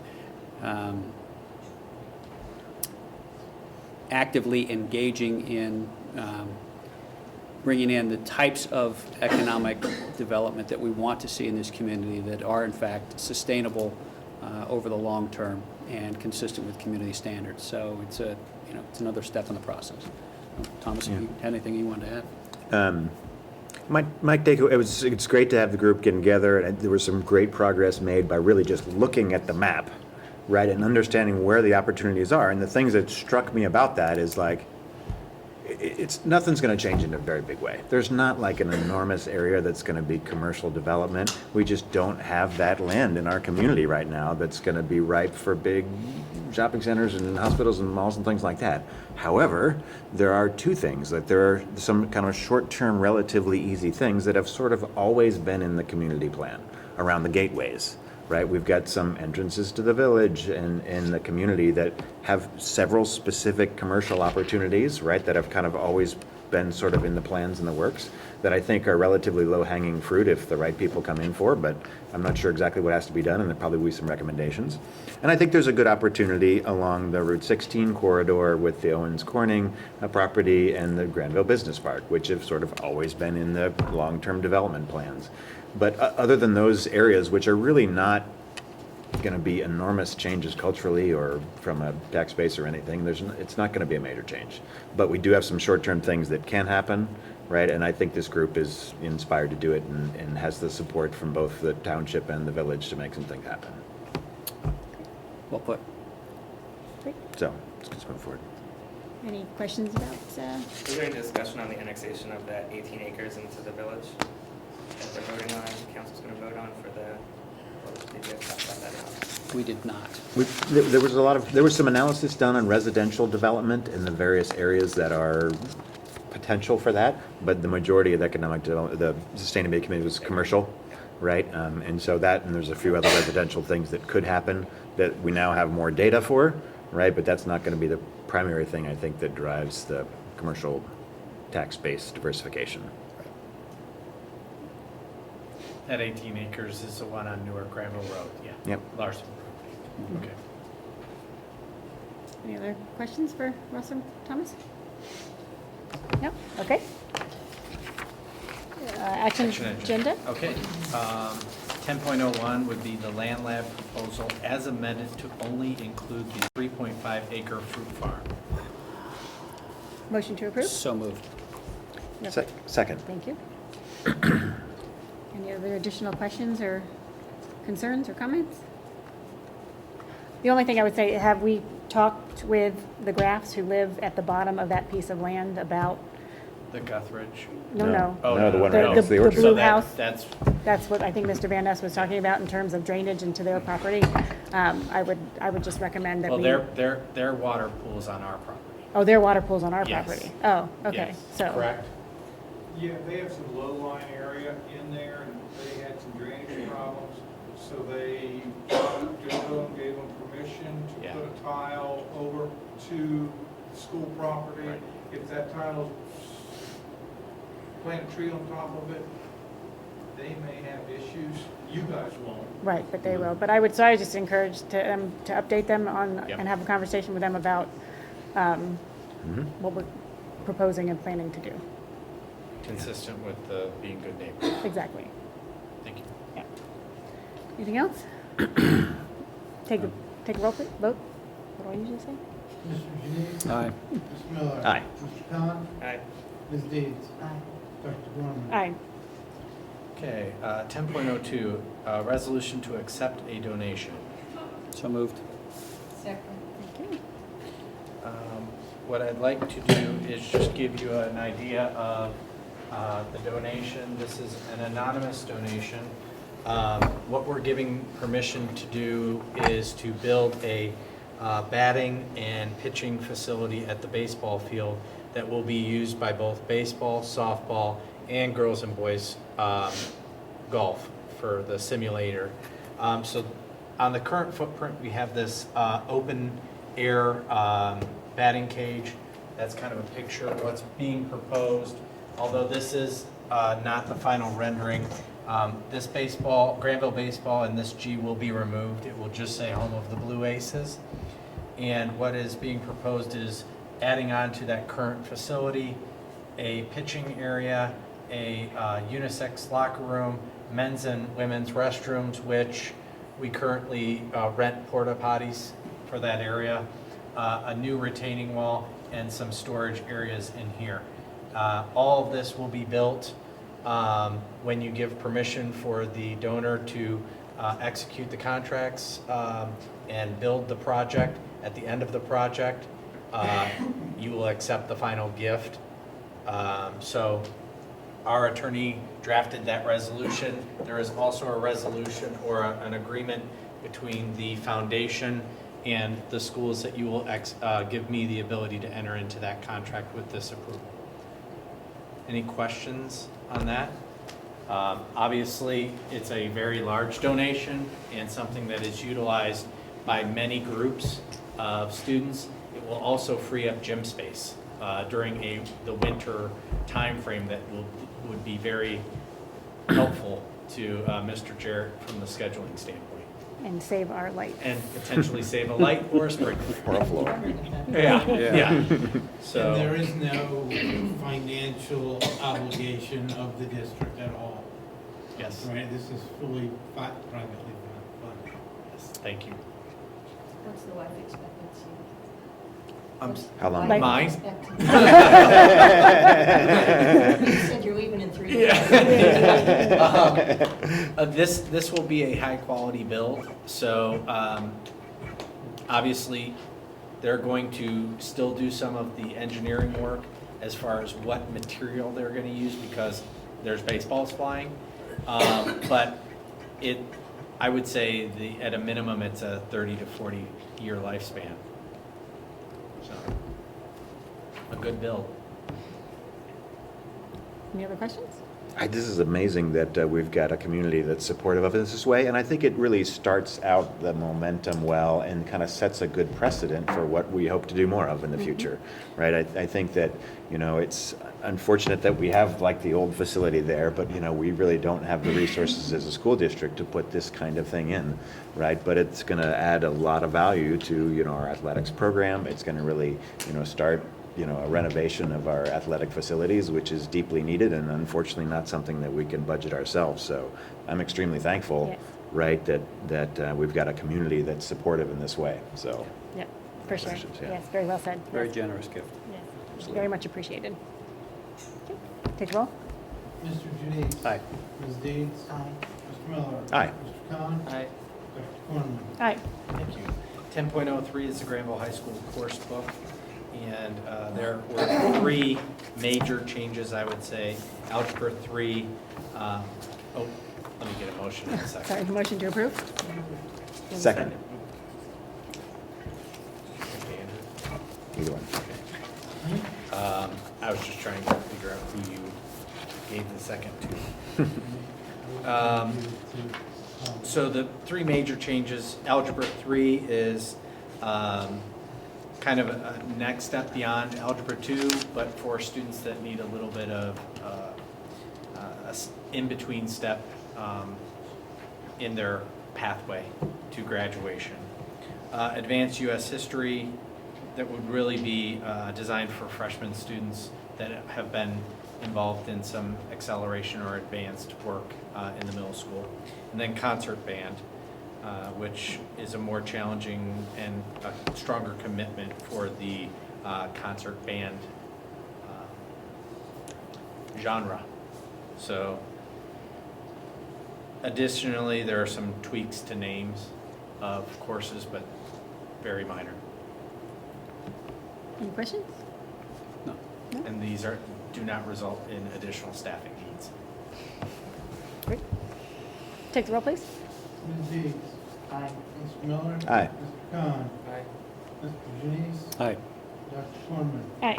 Thank you. Next item, 11.01A through C. What's that?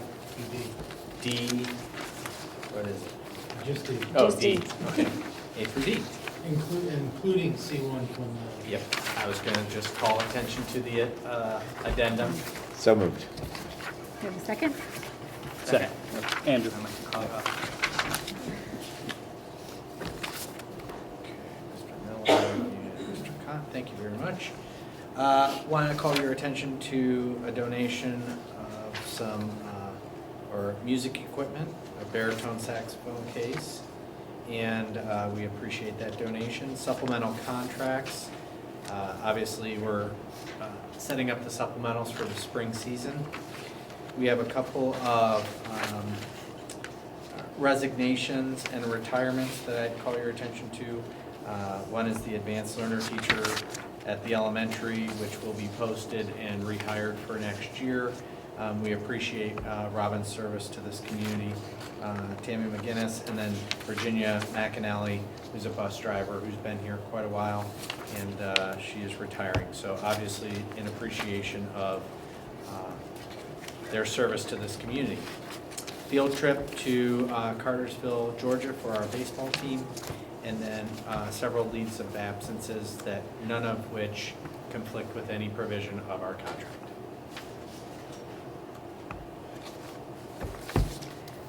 Questions or comments about action agenda items?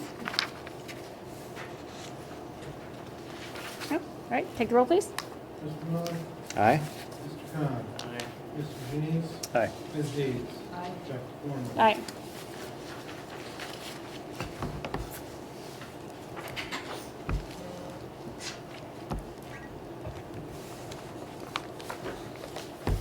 Sorry, finances? First would be the financial statements for January. Yeah. So moved. Thank you.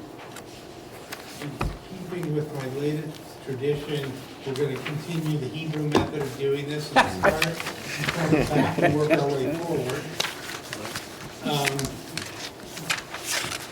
The last page of the report, we talk a little bit about the governor's proposal and the impact of the governor's proposal, and also the top part of that is some of the reworking I have done on the current 5-year forecast without incorporating the governor's proposal into it.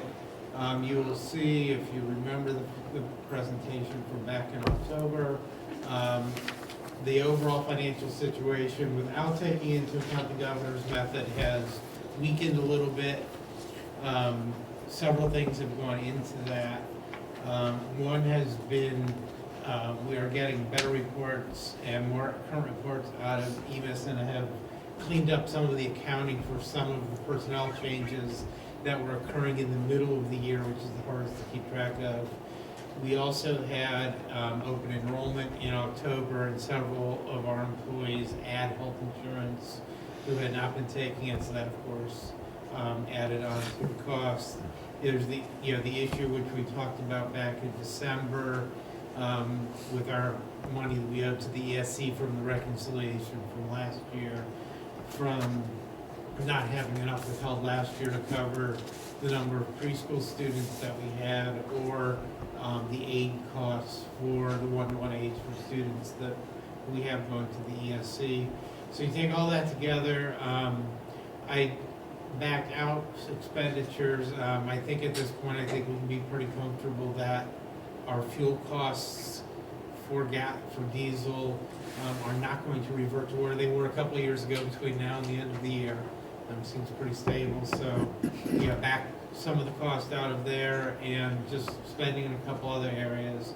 So we're a little weaker off, but materially it's not that much different from where it was in October. The governor's proposal, and keep in mind it is just the governor's proposal, it will likely change 3 more times between now and when it is the budget is adopted in June. The governor took a very modest approach to doing anything to reconfigure the funding formula. The basic formula is completely left in place. I think that's a good thing, rather than having to deal with it. The 2 provisions that are affecting us negatively right now one relative to what we're currently getting, one relative to the forecast. The October forecast assumed a continued $100 per student increase in base cost, which has been going on for several years. The governor's proposal holds it flat through the biennium at $6,000 per pupil, which is what it is this year. That, of course, cost us some money relative to what was in the forecast. The second item impacting us is a change in transportation funding, and this was really their attempt to get at the wealth-based pieces of the formula without actually making wealth a part of the base formula, which they have tried twice before and have gotten nowhere with. And basically with transportation aid, right now, you get the greater of your calculated aid times either your state share index or 50%. So you don't get less than 50% of your calculated aid, regardless of what your state share index is. Ours is about 33%. What the governor's proposal does is it lowers that 50% to 37.5% next year and 25% in fiscal year 19. Next year, essentially, we will go from 50 to 37.5%, which is a 25% decline in our transportation aid. The following year, we will go from 37.5 to 33, which is another roughly 10% drop in our transportation aid. That's really, for us, the bigger portion of the impact of the 2 provisions, and that is causing the situation you see in the bottom of the 2 charts that are there on page 11. How much is that annually then? Which one number that? It's going to cost us between $125,000 and $200,000 a year relative to the October forecast for the 2 provisions. There is a third major provision in the proposal that does not impact us because we are not on funding guarantee. And even if we were, it would not impact us anyway. And that is for districts who are on the funding guarantee, meaning that when you recalculate the formula, they would get less money next year than they're getting this year. If they are on the guarantee and over the 5-year period from 2011 to 16, lost at least 5% of their ADM, which is their pupil count, they would have their guarantee phased out 1 percentage point for each percent above 5 that they have lost in student population to a maximum of a 5% cut. So basically anyone who lost double-digit students, at least 10%, and is on the guarantee would lose 5% of their state funding. Again, we're not on the guarantee, and we haven't lost 5% of our students, even if we were on the guarantee, so we are not impacted by that provision. However, there are about 300 other districts that are impacted by that provision, and so that provision will not be real popular, and it has not been very popular in the week or 2 since the governor's budget has come out, and especially since the printouts of the impact of that have come out. I will remain actively engaged in the process over the next 4 months. Jeff and I met with Scott Ryan. Yes, Scott is now the vice chair of the House Finance Committee, which is an important role in all this. And we met for a couple hours this morning. Talked about some non-financial stuff. I talked about a lot of financial stuff. Talked to him a lot about history. He's got a lot of learn. He's not been in the education area, the funding area. And we talked a lot about what went on 15, 17 years ago and some of the concepts there. And I'm sure that we will have continued conversations with Scott over the next few months. I will also be meeting Thursday with Representative Cupp, who is the chair of the House Education Finance Subcommittee. He does have a vast background in education funding from his time back when he was in the Senate back in the mid to late 90s before he became a Supreme Court Justice. So I will meet with Representative Cupp, and we'll probably meet with him fairly regularly through the process, as well as we're trying to give them information they're not seeing elsewhere, and to the extent we can, ideas for overcoming some of what we have seen. That is going to be a lot trickier than it has been with the governor's proposals the last couple of times because of money. I think that there will not be a traditional upward revision in estimates by the time it gets to the Senate Conference Committee. I am not anticipating that happening. I did see the January State Economic Report this afternoon. They finally posted it. There was some bad news in there. There was some news that was not as bad as I feared it was going to be in there. But I think is still kind of indicating a good chance of a recession either towards the latter part of this calendar year, the early part of next calendar year. So I don't see a lot of relief on the revenue side of the budget, which is going to make solving things difficult. And overcoming the fact that 390 school districts under the governor's proposal right now are anticipated to get less money next year than they are getting this year. And that's not an outcome that anybody likes, but it would be a difficult outcome to work around. So hopefully I'll be able to contribute a little bit to working with them to do that over the next several months. We have to see how that goes. Moving back through the rest of the report, there's really nothing that is that substantial going on. Revenues and spending are right in line with the forecasts. I don't think we need to really highlight anything in here beyond what we've already talked about with what was on page 11 as far as just our overall situation is concerned. Questions? One quick thing you mentioned earlier when you were chatting about staff's decision to go onto our insurance plan. What typically drives those decisions? Are those kind of life changes or things like that? Because those have some financial impact on it. I just don't know what drives those. They can be life changes. It may a lot of times in a number of several of these situations, it was a matter that the employees have it on the spouse's insurance, and they make it, they look, when open enrollment comes, they look at our insurance, they look at the spouse's insurance, and, maybe something's changed for them, and they've decided that our insurance is the better path for them at this point. They can do that in open enrollment. They can do that, yeah. Right, but after open enrollment, it has to be a major life change. Right. And they can choose either to cover themselves or their family if their spouse does or doesn't have coverage as well? Yep. So, okay. Yeah. And we had 2 or 3 family plans start up January 1. which obviously boosts the Right. cost a little bit.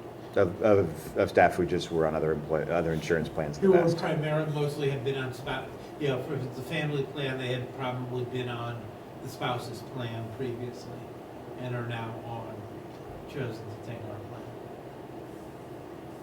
Which that is Yeah. their Their choice. right to do. Yes. Any other questions about the finances? No? All right, take the roll, please. Mr. Janice? Aye. Mr. Cobb? Aye. Ms. Dees? Mr. Miller? Aye. Dr. Foreman? Aye.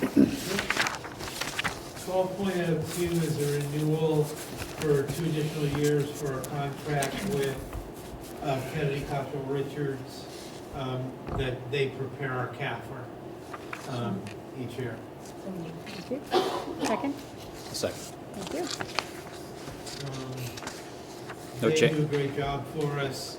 Again, it's good having the stable relationship because we know what to expect out of them, they know what to expect out of us. They're keeping the price the same for 2 more years than we have been paying for the last few years. So there's no Great. additional cost to the contract beyond what we're paying for 2 years. That's great. Thanks. Any questions about the CAFR? No? Take the roll. And 2 of the 3 primary are residents of the district. Oh. That's too. Kennedy Keep business local? Yep. Or Cottrell Richards are both Right. residents of the district. Like to keep things local when we can? All right, take, Deeds? yep. Mr. Janice? Aye. Mr. Miller? Aye. Mr. Cobb? Aye. Mr. Hahn? Yeah. Oh. Aye. Okay, I threw you off there for a second. One of those sneaks in there every once in a while. Dr. Corman. And Dr. Foreman. Oh, did I not? And did I not say that? Oh, Sorry, sorry. Did you? I didn't hear him call you. But my ears aren't good. I think we're good to go. It's all good. Andrew voted twice. Oh, look at that. Oh, yeah. Apparently, so Yes. it's okay. I'm a yes, Oh, if you're not on. that's what you need to know. Third item is the renewal for 3 additional years for the contract with Mr. Van Ness. Second.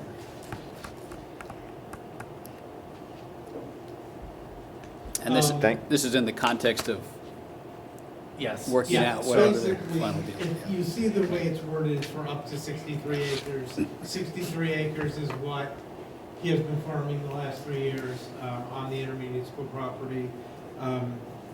We have lowered the charge per acre by 20% from what we were doing last year. 3 reasons for that. One, because there may be a reduction in the amount of land, so there's a loss of some economy of scale. The farm market is not what it was 3 years ago when we negotiated this last time. And now, with the change from the Supreme Court ruling last year, we no longer have to pay property tax on that land, so that reduces our costs. Even though most of what we were paying to ourselves because we were the biggest taxer, but part of that, we say we do not have to pay the remainder of that. So that's the reason for why we've done the 20% reduction in the cost. Would it be appropriate to caveat this, that if in fact we don't reduce the acreage that's farmed, that we'd revisit in some way what the rate is? Well, Yes. the 63 includes the part of it, Yes. includes up it to the includes stream, all right? that right now. This right, Oh, all of it, the whole project? Yes. 63 Oh, okay. is 63 include. Well, I don't know if it's the whole. You're not filming that whole It thing. was closer to 70 Was it? last year, yeah. Okay. It's definitely down 3.5, right? Right. I forget the number, but I was thinking it was close to 100, it was over 150 an acre last year. It was. It was like 154 an acre. But I didn't realize, I'd never heard that you got tax exempt status. That was a Supreme Court decision about a year ago. A court decision last January. This year is the first year it's exempt. You pay tax on it. That was a court decision last January, basically saying that if it's owned by a public school, because of a law change about 5 years ago, it doesn't matter whether it's being used for a exempt purpose or not, it's exempt if it's owned by a public school district. And so that, yeah, that did occur. What I'm hearing though is that you would like to have a hard number of the acreage in the future. Or That just, you're- this is pending the decision of, Correct, on. pending the decision. Right. And that, can we give you, do we have to vote on it again, or do we have to, like, can we give you permission to amend the contract? We would probably have to remove the, Up to. no, we'd have, no, the up to is okay. Okay, we probably have to remove the $136 an acre from the language of the resolution. Right. If you're saying the amount we're gonna charge may be influenced by. No, I don't think that's or what. is- No, they're I just think it's the worried about amount of the land. Acreage. I'm sorry, maybe I misunderstood. No, no, you didn't. I had suggested that if we don't end up approving the land lab modifications, and so we don't therefore reduce the amount of acreage that's currently farmed, Oh. you have the other two factors that might warrant a reduction in price, but you're missing the third, so maybe there's an adjustment. I may be making it, more of a mess than it's worth, but I just, Yeah. it is entirely possible that there's no change to the land that's farmed, and so, we should account for that. Okay, well, Mr. Van Ness said that he could wait a month. I would suggest Yeah, that's a then good that idea. if that's the case, if we don't need to approve the I would push lease this today, month. let's defer everything for a month, if that's okay I've with you. already made my commitments, I got the carriage in front of the horse. I think you hopefully have a sense of our goodwill. All right, so So we'll take, that's my suggestion, but Yeah. I That's a good idea. don't think I made the motion on the motion, so Who I made don't have the motion? ability to change it. Yeah. Would you like to remove your motion and we'll just table this item? and Thomas, it's like, does he have to, or just the motion itself has to be? How do you table? Do you I resist? think withdraw it. At this point, you would have. Withdraw the motion. You would either have to have a motion to withdraw the motion, or probably a second motion to table the resolution. The vote. Yeah, do I have a motion to table I the, I would like to make a motion to table this agenda item for 1 month and revisit it 1 month later. Is there a second on that? I'll second. thank you. Mr. Khan, I apologize for the clerical error. No worries. Okay. So the vote will be on to table the resolution until March. Correct. Okay. You take the roll? Mr. Miller? Aye. Mr. Khan? All right. Mr. Janine? Aye. Ms. Deeds? Dr. Corman? Aye. Okay. Now I'd like to entertain a motion to enter into executive session to prepare for negotiations or bargaining sessions with public employees concerning their compensation or other terms and conditions of their employment. Second. You go first. Oh, I thought you were making the motion. No. I will make the Will motion. you entertain the motion? Second. Thank you. Take the roll. Mr. Janine? Aye. Mr. Miller? Aye. Ms. Deeds? Mr. Khan? Aye. Dr. Corman? Aye. There will be no action taken after the executive session. And I'm going to invite Ms.